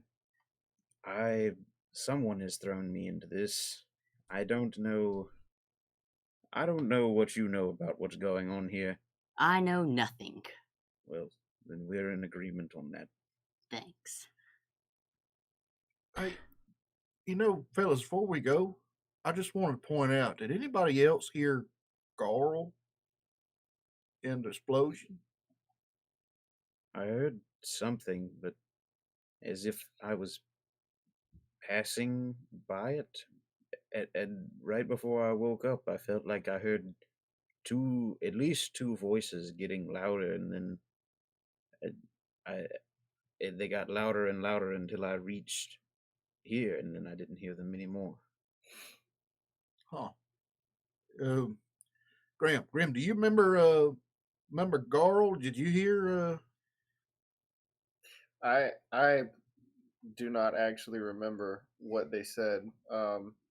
But if they spoke, Grimm does remember. Yeah, so to remind everyone, at the very end, there was a gnomish god of like performance and comedy that they had met several times and caused them some anguish and helped them out of a few jams. But that gnomish god's name was Garl Glittergold, and what they heard in the explosion, they heard his voice saying, "Oh no, they're getting too close! I told you, they're getting too close!" And then another voice in the ether responded to that voice, and it said, "Do not worry, it will correct itself. It was built to correct itself." Oh, I remember now. Yes. So that was what you guys heard in the thing. So yes, you remember hearing that. and the other half of that question is, do they remember Garl? Dude, Grimm would remember. Yeah. Jack and Grimm, do they remember our encounters with Garl? Like, do they recognize who Garl is? Grimm Jack does isn't not. a different Grimm. He's the same person. He's just lost his magical abilities. yeah. So Grimm would remember. Grimm. So that do was like remember. question in question. Arlo was kind of fishing a little bit. So, Jack just heard two voices. Cool. I assume, Keith, I might be throwing you off here. No, you heard him. Yeah, you heard him. Okay, yeah. Right. I was just saying, like, they were getting louder, like I was getting closer to this world or something like that. I don't know. okay. You heard him. You good to go. No, So go ahead, Keith. You lead the way. Got this. another pair of people walk into the room, following in. It's Torque and Justine. Torque is the adult son of Corinne and Albert Fullheart, and Justine is his younger sister, who is maybe 5 or 6 years old at this point, and she comes in carrying her teddy bear, whom she's named Furman, which you have met before. And they walk in, and Corinne says to you, "Okay, time is of the essence, of course, and we were very fortunate that Albert here is no longer injured." And she looks down towards Justine, and she looks at Torque with this glance like, "Yeah, he's alive, and it's really great, so let's not talk about how he died." That inside the look that she said, that she sent his way. And she says, "Time is of the essence, so Justine, do you think that you'll be able to take these nice men to Melora's quiver like you did for Kate?" I think so. I don't see why not," she says in my attempt at a little girl voice. Wait. Before we go, I'm not this body I inhabit is not the one I'm used to. This is not the equipment I would normally use. If we're going to be walking into danger like I assume we will, I'm going to need a few different things. Is there any type of armory here? Albert speaks up and he says, "There'll be plenty of things for you to buy in Melora's Quiver. It's a shanty town, but you won't find better gear in all of Medine, because Melora's Quiver is where adventurers go before they head into the Bone Mountains. So if you're looking for extremely good gear, Melora's Quiver may be where you want to go to get by with it. You might wish to get by with what you've got until you get there, considering how much coin you carry on you, at least." I don't want to be like rude or anything, but Jack just said we're walking into danger, so is this really safe? Yeah, no, No, it's none. definitely But not. you'll be fine. You'll be Seems- fine. What kind of armor were you wearing previously? Me? Yes. It was half plate, I believe. It is a base AC of 15. It's like right outside on the ground if you want to go pick it up. I was actually about to say that. So, well, Yeah, actually, you go ahead hold and on, RP Albert. that. What? Sorry. I said you go ahead and RP that then. Albert, before we leave, two things. Jack, there's armor outside. I was wearing it. It's nice. Not the best quality, but it should protect you fairly well. It's yours if you want it. It's on the ground, right outside the window. And then I turn to Albert, and I get closer to him and I say, "So, no hard feelings about the murder, right?" Water under the bridge. I don't even remember it. Good. Wait, you Harlow's murdered off in me? the corner doing like little finger guns. Wait, you murdered me? I would say that it was a mercy killing. You were dying anyway, and I thought of the best solution at the time to help you. I can jive with that. I'm okay with that. Thank you, Grimm. No hard feelings. That's good to know. I'm glad you're back. Wait, hold up, Albert. Yes. You died, right? Well, let's say, for the sake of company, I was injured in a recent kerfuffle. As he nods over to his daughter, who's welling up with tears at the thought of her father dying. Oh, okay. It's time to I just go. leave it there. Yes, I believe it is time to go. Corinne, you were saying? Corinne kneels down and grabs the hands of Justine, and she says, "Okay, there's no time to lose. Go and come right back, okay? And you leave Furman with our friends, remember? Remember how we do this?"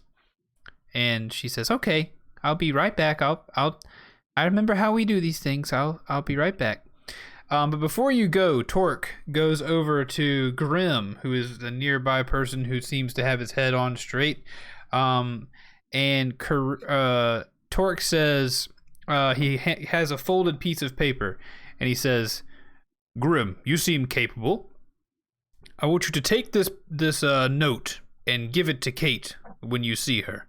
You won't be able to miss her. She'll be obvious, and Eros being with you will definitely clue her into who you are. So please give her the sheet of paper if you don't mind." I will do it. Thank you. I look forward to seeing you all when you return. I'm gonna run outside and grab that armor that Grimm definitely told me about. Whoop, whoop, whoop, whoop, whoop. He did. He told you. Okay. Yeah. All right. So you run out there. You're throwing your armor on as you walk back into the room. And Justine walks to the center of the group, and she holds her bear by one hand, and she says, "Okay, everybody, grab onto Furman. We're about to go." Do I you do it? grabbed the I bear. want to put a arm around Eros. I guess his waist is as far as I can reach. Yep. Stick with us, fella, and you'll bend the rules of reality and life and death itself. It's a grand adventure, as you say. So you'll be fine. I'm sure you'll 20% sure you'll be fine. I feel like I'm running to death right now. Oh no, it's a leisurely stroll. Leisurely stroll. But I'm gonna put my hand on the nearest person's shoulder. the best think chance of that's me, survival is with 'cause us. I was talking to you. Yeah, Man makes point. That's true. Man makes point. Zenas, you and I are at a sharp disadvantage for not being in the same room with the rest of the dungeon boys. We are. That- But I will say, as I say You know what that, that means? We all got to get together. yeah, we do. We do need to get back together. But as I say that, I lean down toward Eros and I say, "But I'll have you know, Albert was right. You betray us, and I will be the one to kill you myself." And I lean back and I'm like, "Who's ready?" I want Oh, to get up this on is just tiptoes and lean great. up to him. But I'll bring you back. Start fresh. Get a new one. All right. This is just great. In the middle of Arrow saying, "This is just great," you hear, "This is just grit," and then you hear a little pop. There it is. There's the noise. A pop. His voice is cut off by a popping noise. Everything is gray and milky and foggy, just like it was when you were in the crowd. That purple magic flows around you, but it's less angry this time and more calm and casual. It feels as if you're moving 1,000,000 miles an hour as Justine holds on to the bear that all four of you now have a hand on. Justine looks like she's walking gingerly, unfazed, with her eyes on some invisible horizon, while each of you feel like you're being dragged behind 1,000 horses at top speed.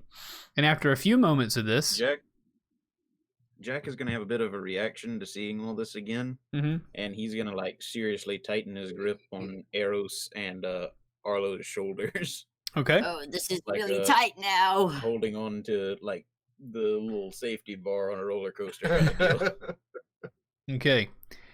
After a few moments of this, another pop, and the light is blinding. Roll, everyone, please, a Constitution saving throw. Woo! That's what Jack, I'm good at. you roll with disadvantage, my friend. 18. 18 5. for Arlo. Wow. Keith, I don't like you. Uh I got a 10 and a nat 20. oh. So 10 plus 2 is 12. Yep. A 10 and a 5 for Eros and a what for Arlo? 18. Okay. I got A rare good roll on a Constitution. Okay, an 18 and a 19. All right, so our Lady Starlock 5, a poor guy. Or 5, the poor guy. Sorry, Eros. Hold on. So, yeah, for a second I thought you sucked in the microphone. We pulled it back out. All right, good. So what happens is the light is blinding. The first thing you've experienced is the heat right after the light, and the sand underneath your butts and feet is. Grimm and Arlo, you guys just barely hold your lunch down. You feel very nauseous, but you don't actually vomit, and you barely make it to your feet as you catch your bearings and shake off the dizziness, and your eyes adjust to the light of the desert that you're in. Jack and Eros, on the other hand, are vomiting violently on their hands and knees on the ground as they reappear after this extreme teleportation has ceased. So Jack and Eros are now just losing their lunch Nice. on the ground. Does Jack have hair? In my throw up? No, is his hair long? Is it hanging down? Oh, yeah, he has really long hair, and where his sideburns would be, the hair is also long there, and it's 3 separate braids that all kind of hang loosely there. That's cool. Almost kind of like a Native American looking type deal. That's cool. Grimm reaches down and holds his hair out of the vomit. Thank you.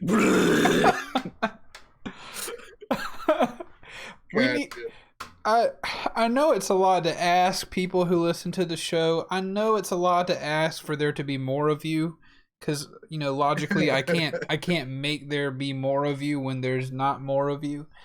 But man, my dream is to have just some of these moments immortalized in I'd love to have a print. I would love to have a print of some wonderful artist who decided to draw Jack vomiting and Grimm holding his hair. I would love to have that. In the middle of a desert. In the middle of a desert. And Lady Starlock. So in other words, he does have hair in his vomit. Yes. Yeah. Well, not as much as he would. Right, not as much as you would. Not inactive. So one day, again, we spent a lot of time on Dungeon Boys, or a lot of time in Dungeon Boys and Tank Media Games is spent pining for the one day. So we assume that one day someone will draw this thing. So Justine stands up, or she hasn't fallen down. She looks completely unfazed.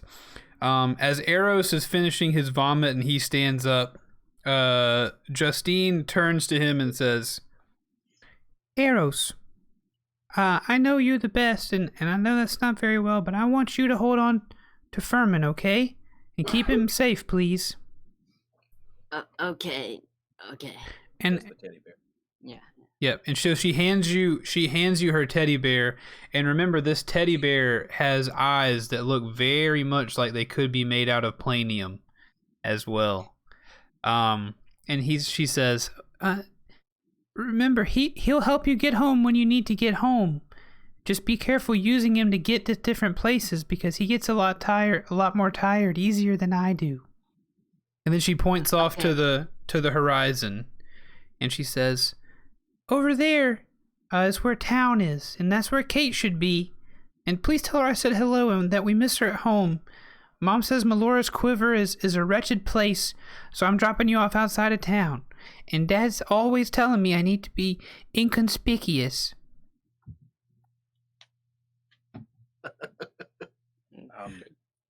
My dear, I think you mean inconspicuous.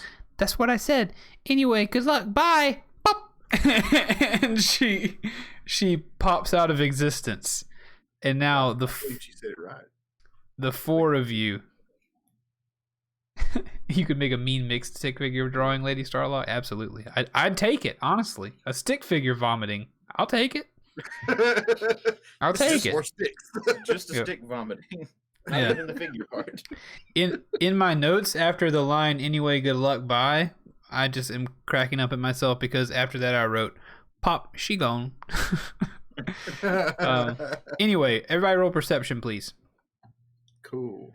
While we're percepting, may I ask everybody, hey, everybody good? Yes, sir. For the most part, Arlo, do you really think that she said that word correctly? Inconspicuous, yeah. That's closer, I suppose. Did the Jack of your world not tell you how to speak a little bit more properly? No, he was showing me how to look at the words. How to look at the words? Yeah, what's it called? Reading? Reading. Yeah, he was showing me reading. He was showing you reading. Yeah. Well, I know how to spell dead children. well, Arlo's like beaming at that. well. Let's start your lessons back up. It would seem I will have a different teaching style than the previous Jack. We're not starting with dead children. You've got a good base there. That's I clicked the wrong several thing. vowels and quite a few consonants. Right. I step away from Arlo quickly. All it takes is a little perseverance. Yes, I see. You have a lot of work ahead of you, but we'll get there. I got a 15 in perception. Okay. 25. I rolled an 11, and I normally know what my modifier is for that, but I do not recall. It's a 6, so it's a 17. I got a nat 20. Nice. While you were doing that little bit of RP, you guys, I was trying to remember if Lady Starlocked was the user who had the cool homemade Rebel Alliance logo drawing, and I was like, I'll check while I'm waiting on you guys to finish your conversation. I clicked it, and then her whole Twitch page came up in front of the chat. So apologize, Lady Starlocked, for doxing you like that. If you don't follow Lady Starlocked, go do that. She's a nice cow. Anyway, apologies. So, who rolled above a 12? Everybody. Perfect. All right. So, in the distance, you can tell that the town of Melora's Quiver, think Mos Eisley, but with less round edges, is out into, so Mos Eisley, more tents, less round edges, is about a half a mile away in the distance. You're in a desert area. There are rocks and boulders intermittently strewn about, as deserts are typically populated. What I am now going to do is I'm going to get rid of this image. Keith, when you mentioned Mos Eisley, I remember it less from the actual movie, and the image of it that sticks out more is us playing Lego Star Wars. Yes. So there is no rounded corners in my mind. That's funny. That is funny. Gosh, if I could find the dang window where AWAP is. So if you want to look in AWAP. It's in there somewhere. I want to look in AWAP. There ain't nothing here. You find to glance upon it. You find yourself here in the duny sandy area. Wow. On the sand. The dunes are running perpendicular to the dunes. That's correct. To the north It's all good. is Melora's Quiver. Dune To the Dune. south is a sand dune. Lego Star Wars is Lady Starlocked's jam. Oh yes, Lego Star Wars is that good, that good-ish. You know how it do. Anyway, after a few moments, as you're checking it out, a sand dune lies behind you, blocking your sight backward any farther than a pile of sand. After a few moments, checking your surroundings, you hear a noise. Would you mind? What was everybody's telling me your perception rolls again? Natural 25. 20. 15. 17. Rolling over the dune behind you, as you look north of the town, you hear a noise. And it looks like 4 men, each with their hands on maybe a blanket or something like that, moving towards you. They are dragging on a tarp or something, that whatever they can get under this creature. It looks like they're dragging a giant scorpion on a big canvas mat tied to some ropes, and it looks like that could be the spoils of a hunt or something. And they are dragging this presumably dead scorpion towards the town of Melora's Quiver, and they begin to drag it down the sand dune and right past you, barely even noticing you as they drag the scorpion past. They're dragging it toward the quiver? Yeah, they're coming over the sand dune from the south towards the north, and town is to the north. Okay. Arlo waves at them. Okay. Do we see the town, or? Yeah, you see it about a half mile above you. Okay. Or to the north. Straight up in the air. Hey, they seem to be going to Melora's Quiver now. Should we follow them? I don't see why not. That sounds fine to me. Isn't that where we're supposed to be going? Right. Yeah, let's let's do that. Let's not sneak up on them. Let them know we're here. Hey! We're not sneaking up on you! We're just going in the same direction! This is the dude that's... We didn't think you were sneaking up on us. We saw you in the distance. It's a dadgum desert after all. You'd have to be blind not to see you. That is true. You make a strong argument, but we're still falling behind you. Oh, all right then. I guess we'll see you in town. You might want to quiet down when you get there. What? What? Arlo, let's just walk. Oh, what? Let's just make it forward. We know where it is. Let's go that way. And I start walking off. And as you begin to walk off, you hear someone running over the dune behind you. Do they run into all the throw up? No, they don't. They pass by that. Okay. They look at all the vomit and edge past it. The dune behind you. So let's say this map is about, 200 feet long, eh? What do you say? Widthwise or top to bottom wise? Top to bottom wise. Aye. It's a big, long map. And coming over that sand dune running is a beautiful young lady. Of course, that's subjective, but in my mind, she's a beautiful young lady in her probably late 20s. She's got long brown hair that seems to be tied back into a high pony. She has an athletic build. She is sprinting very athletically and quickly. And she's got a voice that really carries. And you hear her say, "Come back here with my kill, you gutter swine! Hey, you there! Stop those thugs! They stole my kill!" I'm going to roll insight real quick on this woman. Okay. There's a lot going on. Grimm's ready to kill. He's ready to do some stuff, but Yep. he wants to be sure it's the right people. Kill him. Well, that's a 26. So is it the right people? Eros, I need you to roll one, buddy. Oh, inside. An insight to her, as much as you can tell, Grimm, from this distance, her voice sounds genuine. 11. It's good enough for me. John got an 11. Yeah, I got 11. Does Eros not recognize her? I'm about to find out if he can see her well enough. Oh, okay. He got an 11 on it. Gotcha. With that perception roll, Eros, you do recognize this is indeed Kate Fullheart, who, if you don't fully know, are at least suspicious that she's married to Torque Fullheart. You don't know her last name. Her name's Kate. So that she is.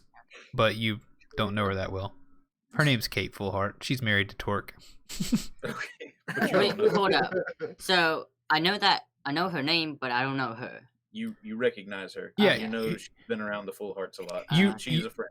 You recognize that she is Kate. She is the person you're here to meet.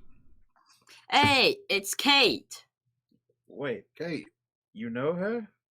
She's a friend of everybody, I'm pretty sure. I see. Everybody? Not everybody, but John. like everybody that we know. She Yes. walk that back. You know she's the person that you're here to meet. She's Yes. more than a friend of everybody. Oh wait, yeah, she's the person that we need to meet. Well, Good shouldn't enough. we catch up with her? I mean, our meeting's going that way. No, Well, then, Why don't we run then? Run. All right. Arlo runs off, stumpy legs a pumping. I'm willing to take her word for it. So Uh, you don't actually have Sure. to catch her. Her. She is behind The her. person we're talking to. Or she's behind you. We're talking to me. No. Where are the people? I that thought we were running towards the like starting with Yeah, that guy. her, and then working the way up. I got you. I'm going to lay it out on the map here. So she's at the south end of the map. You guys are in the middle of the map. Okay. Wow, it's irritating that both of you have AR names. John, And- you want us to have your name start with E? Okay, I'll be Eros. No. No. Jack will just be AO on the map. Ew. And then for Nice Jack on PO. AO, Ew. you've got an O on the end of your name, that's why. These T's don't stand for anything in particular. Turds. Pay no Thief. attention to the man behind the curtain. They might stand for Can we thief, have I them don't called know. BPs? Do what? It's Tahif. BPs for beautiful and pretty. Oh yeah. Ha ha ha. Yep, when we Let's tried not to do... say we did. In an alternate universe. Yeah, going by last letters would make it a lot easier to understand, Lady Starlight. How far away are they from us? We about to find out, baby boy. About to find out. Got ourselves a giant scorpion over here. Bada bingo, bada boombo.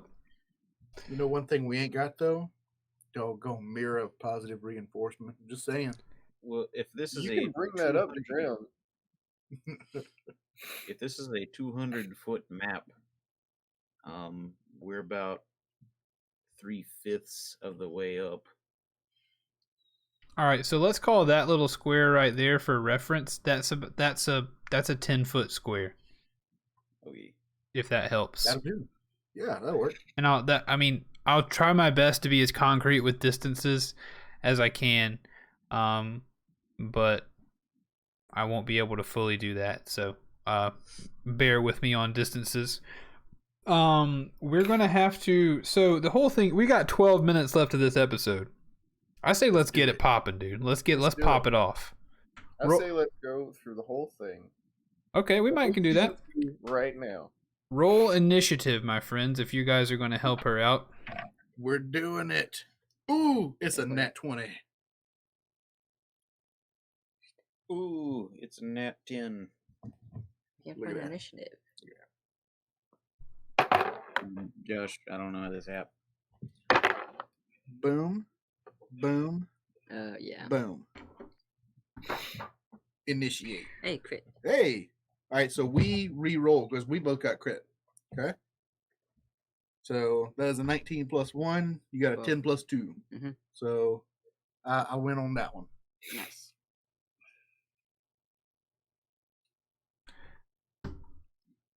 I always hate it when I blow an initiative roll or I blow a 20 on an initiative roll. Wait, what No, was that's that? all good. Okay. I had to blow a 20 on disadvantage earlier. What's that? No, I'm good. You good? Yeah. All right. I'm going to roll initiative for our T-boys. I will tell you this. These guys look a bit like thugs.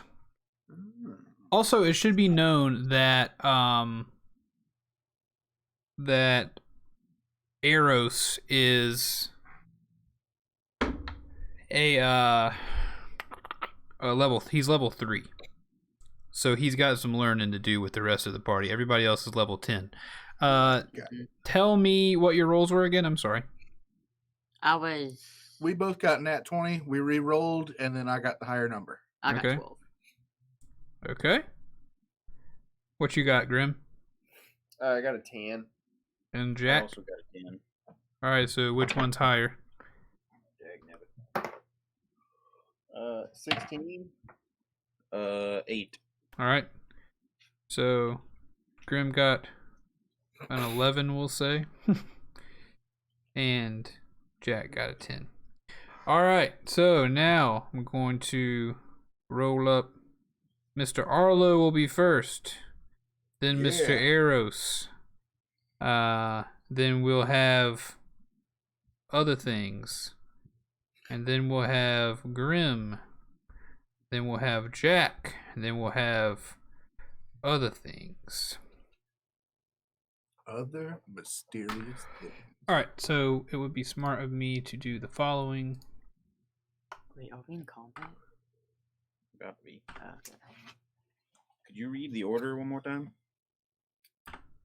I can. Josh, me, and I don't know who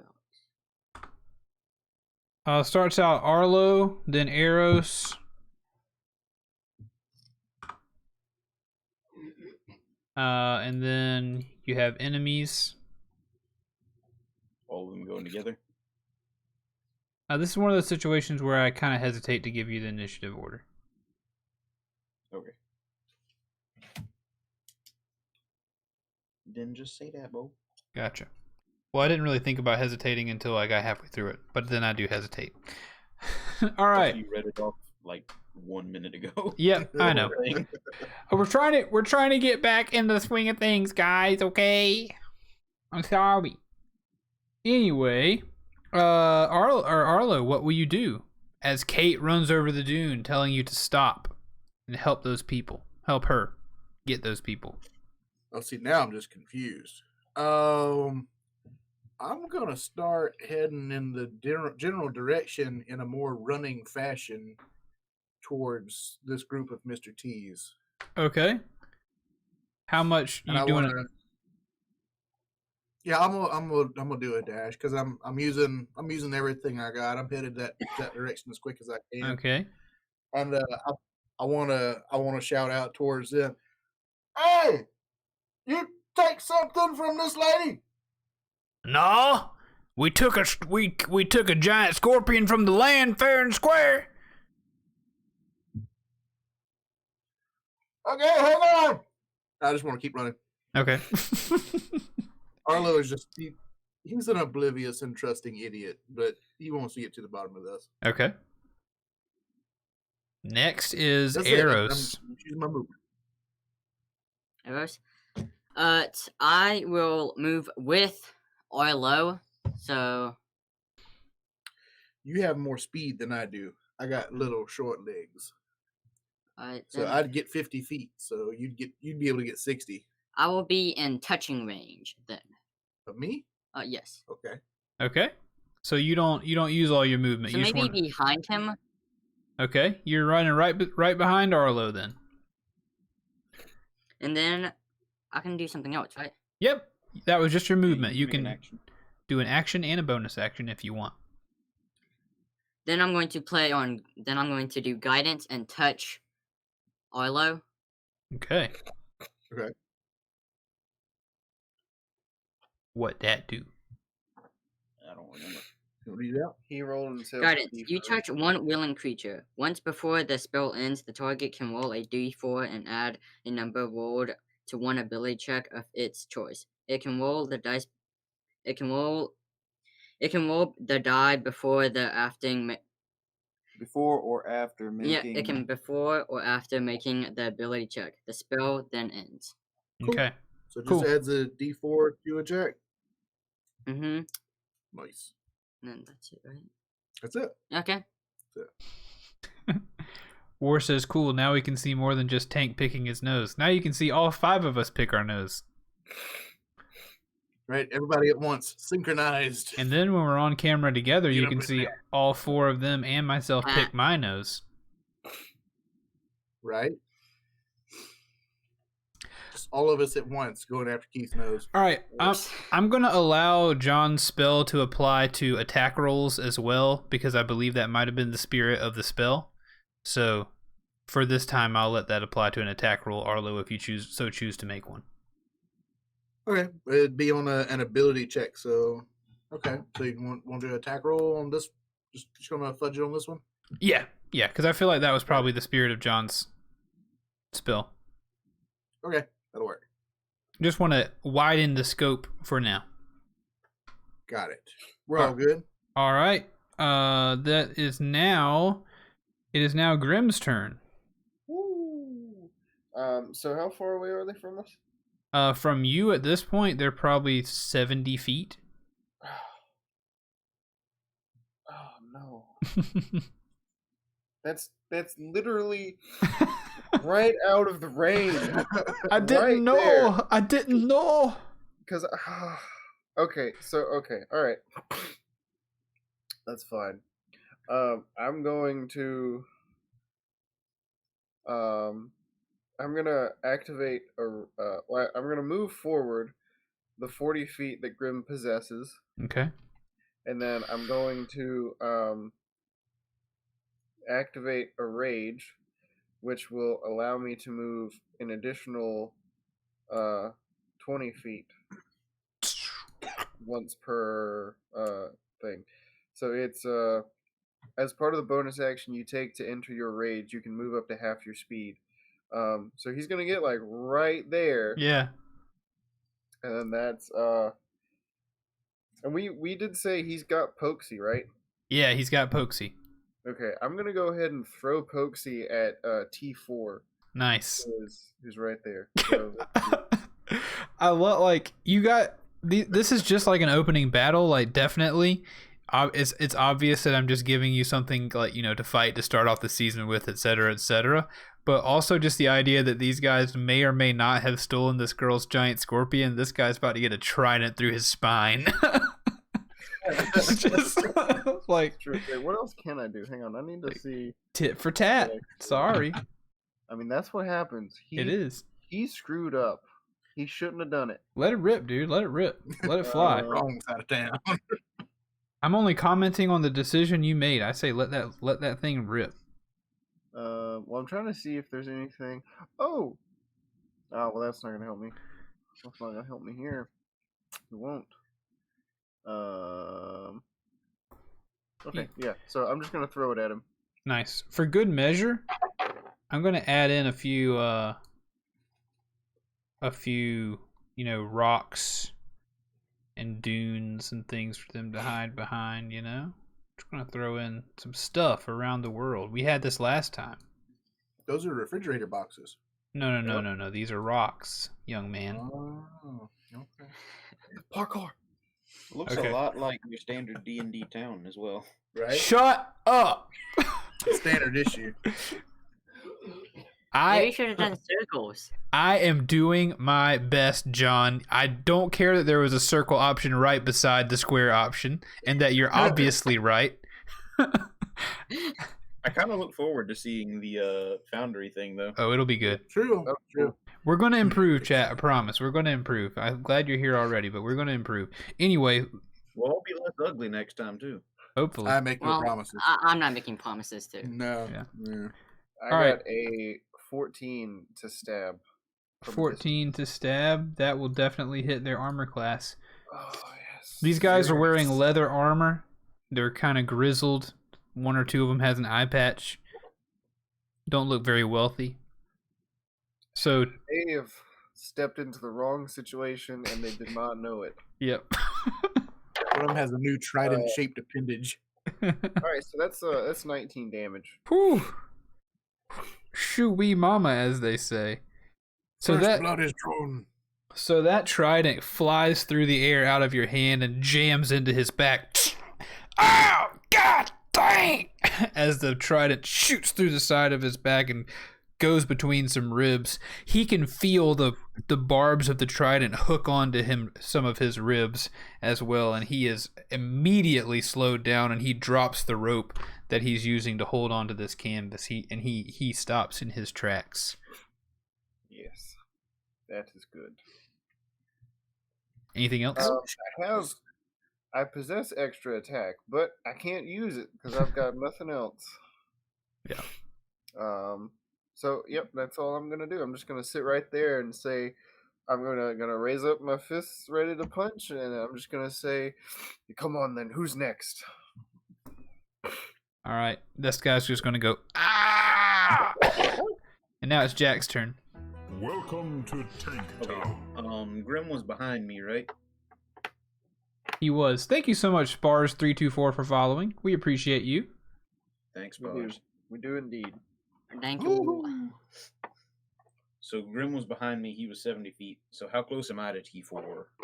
We'll say you're about within 60. Okay, wait. T4 is the one that just got impaled, right? Correct. Okay. Then I'm going to run my movement speed up there. And now, am I within 60 feet of, say, T2? 60 feet of T2? Oh, yeah. Okay. He's dragging the carcass, right? He's got like a rope or whatever. Yeah, pulling it? all four of them were holding ropes and dragging, Okay. which actually then would make sense that the scorpion is back here. All right. Man, this is not going to go well. I really am not a good paladin. It is yet to be seen. I am going to cast Command on T2. Yeah. And I am going to shout the word drop. And he is fail on a wisdom save, he will drop whatever he is holding. Okay. Nice. What do I roll against? Target drop whatever it is holding and ends its turn. Okay. Against Your spell you save probably DC? need it. 11. He rolled an 8. Oh, sweet. Hey. Better paladin than I thought. Yep. Drop that dang rope. So he's running with the rope in his Scallywag. hands, and when you give him the command drop, his back stiffens up, and he drops the rope as if he's trying to fight against it, but he just drops the rope in front of him. and the right side of the scorpion tarp has been dropped. Sweet. Wow, that was a lot easier than I thought. What else you got? That's all I got. I don't know. Is this supposed to happen on its turn? You speak a one-word command to a creature you can see within range. Target must succeed on a wisdom saving throw. Follow the command on its next turn. Yeah, sorry. His turn's next. Okay, cool. Then yeah, that was all I did. Okay, cool. He drops the rope. Next, it's going to be the time for the thugs to react. Thug number 1 is going to turn around, and he's going to run over here, knowing that his buddy's been harmed, and he's going to take some half cover behind a rock.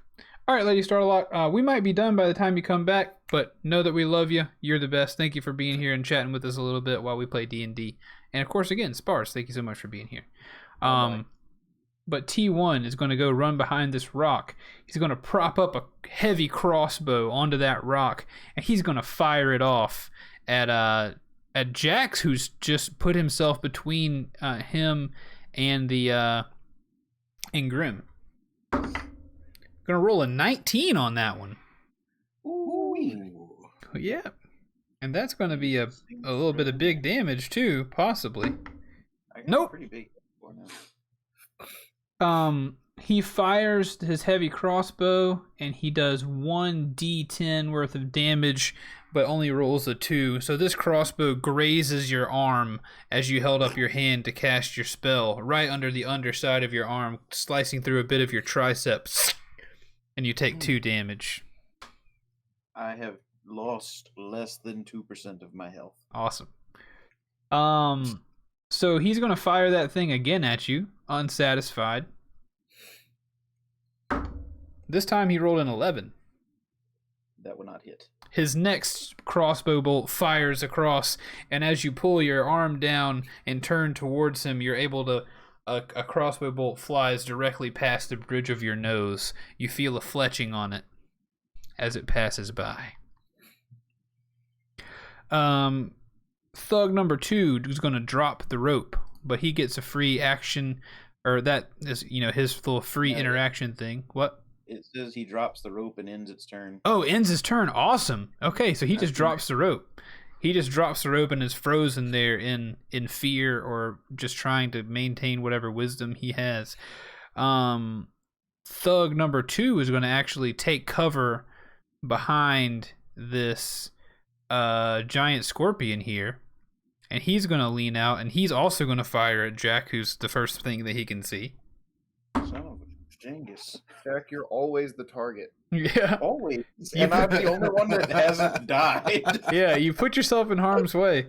So he fires, but he is going to fire one at you, and he's going to miss. His next bolt is headed for Grimm. He's going to try to do some target management here. He missed one. He missed the skinny guy. He's going to go for the buff guy. He rolls a 14 to hit Grimm.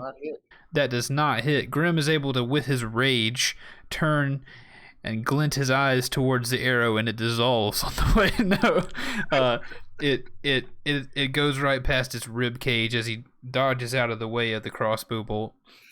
And then Thug number 4 is going to turn around, and the javelin that's in his back, he's gonna turn around and find Jack right there.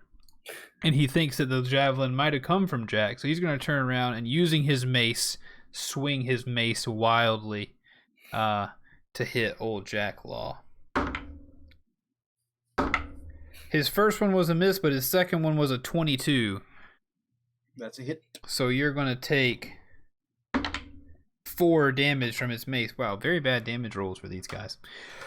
He swings his mace in the air, and he swings it at your head, and you duck against it. But as he comes around the second time, he does catch you in the leg with the mace, causing you 4 damage. And it is Arlo's turn once more. Ooh, baby!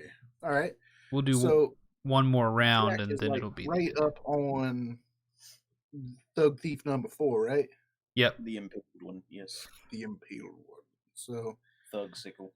How far away is number 3? Number 3, you're probably 30 feet from the scorpion and 40 feet from the third one. From the third one? Okay. From T3. Passing on that one then. It's a little bit too much for the area I got. I'm just going to keep on headed towards Jack and Grimm, and I'm going to shout towards Jack my healing word. Jack, always remember, you got to suck less. And he gets an extra 8 points of healing. Nice. Wow. I'm back. Yeah. Didn't even need it all. There you go. Not the whole thing, no. All right. No. Is it Eros' turn? Are you? Other than that, I just want to. One moment. Other than that, I just want to. Grab my not often used shield and equip that. Okay. Cool. Now it's Eros' turn. Can I see these thugs? Yeah. Yeah. Okay, just making sure. Even T1. Then I'm going to use blind. I was going to say T1 and T3 are in half cover right now.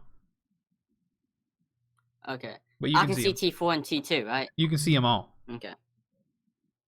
Oh, okay then. I'm going to use T4. Okay. And I'm going to do blindness and blindness/deafness. Nice.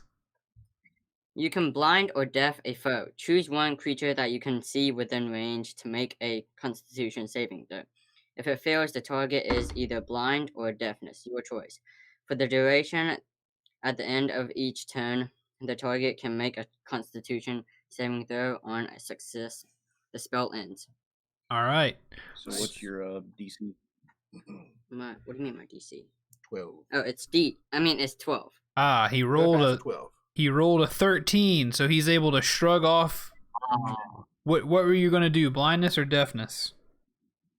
I was going to blind him. Okay, so a flash of light appears in his eyes, and he's able to blink it away as he stares with blood in his teeth from being impaled by a trident, looking directly towards you and Jack and the rest of the party. And then I just, actually, I'm going to run to the group, basically. All right. And that's it. You head up to the group. Okay. It's now not that guy's turn, and it is Grimm's turn. Cool. Oh my gosh, I've completely forgotten one thing. Uh-oh. Kate? Yep. Kate running to catch up. Kate used her last turn to try to catch up. Yeah. And now we're back up to date. So now it's Grimm's turn. I'm gonna go up to number 4 and I'm gonna give him the old 1 punch, and if that doesn't kill him, I'm gonna give him the number 2 punch as well. All right. Ooh. I'm gonna give him the burger, and if he's still hungry, he can have a side of fries. Am I right, boys? Yeah, sure, That'll you're do it. right. You're right. Nobody wants number 2 punch. So that is the mighty 15. The mighty 15 will hit. 21 damage. 21 damage. You punch this guy in his neck, and your punch you're doing your necrotic damage that comes with your class thing that we agreed upon? Yeah, yes sir. Okay. So he's got his gloves on as well with the spikies. Yeah. Perfect. Oh, I was gonna make those. I forgot about that. Ooh, that'd be cool. So you punch that guy in the neck with your spiky gloves, and it just opens his neck up. His larynx and everything is just exploded with your rage fist. It's very Brick from Borderlands. Busting it up. His body slides backwards across the stand as you pull your punch back. Nice. What the hell was that? So how far away is T3? Maybe 20 feet. I'm gonna go punch him too. Okay. I got two. Will you allow me to pick up Pokesy as a free action? Of course. Excellent. I think that Pokesy is a free action. All right, you pick up Pokesy the Trident. We are up late, Hale, a little bit. We're about to finish up. 27 to hit. Yeah, that 27 will definitely hit. We need to make note of the meaty ripping noises as he removes Pokesy from its makeshift sheath. Right? Yeah, so as he punches the guy, he kind of turns over backwards, flipping over. As he flips over, the handle of Pokesy becomes visible, and Grimm pulls it out as the guy flips backwards and sucks it out of his back, ready to fire again. Excalibur. So 22 damage. All right. All right, 22 damage. He takes that hit, but he does not like it one bit.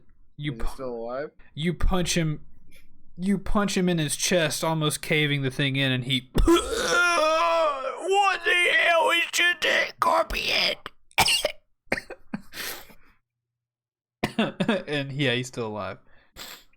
All right.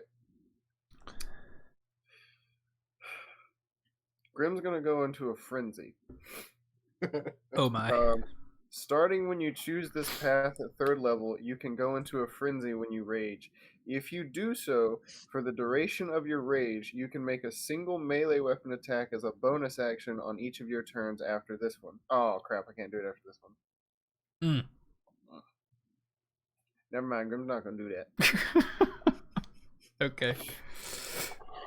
That'll be for later. All right. Also, you probably have to do it. You probably have to do it when you start the rage as well. It doesn't say that, but that's probably what they're implying. It could be. Yeah. Okay. Well, that's all Grimm's turn. He's gonna stand there and focused on this man, ready to kill him. He's just standing there, menacingly.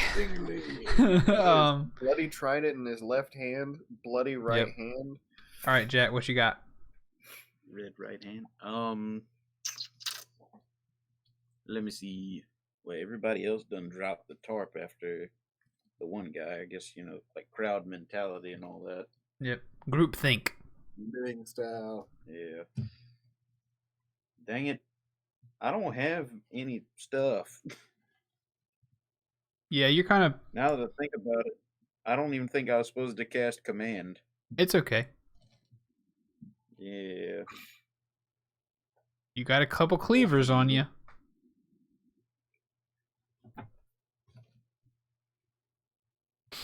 I gave my crossbow to Burb. I've got some daggers I can throw. Okay. For a D4 of damage. I have no dexterity, so man, I suck.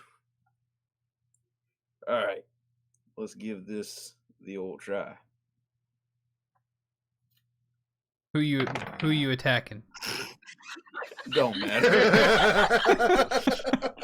That's a 1. That's a 1. All right, so you sling a dagger. I stand there not so menacingly. You sling a dagger out of your hand, and it goes flying past T3, and the point of the blade of it just collides with that tiny rock on the other side of him, and it kind of bends the dagger a little bit. Shatters. What else you got? The rock is unharmed. That's it. That's okay. Me.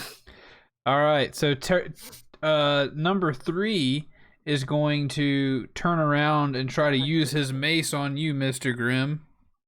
Okay. He's going to roll an unnatural 20 on the first one. He's going to do it. And then a natural 18 on the second one. He's not going to do that one. All right. So he rolls 8 damage on the first one. He collides with your belly with the mace, causing you 8 damage. He goes to swing again, and you throw up Pokesy and knock his mace away as the mace comes back around. It does not hit as hard as he thinks it does. Right.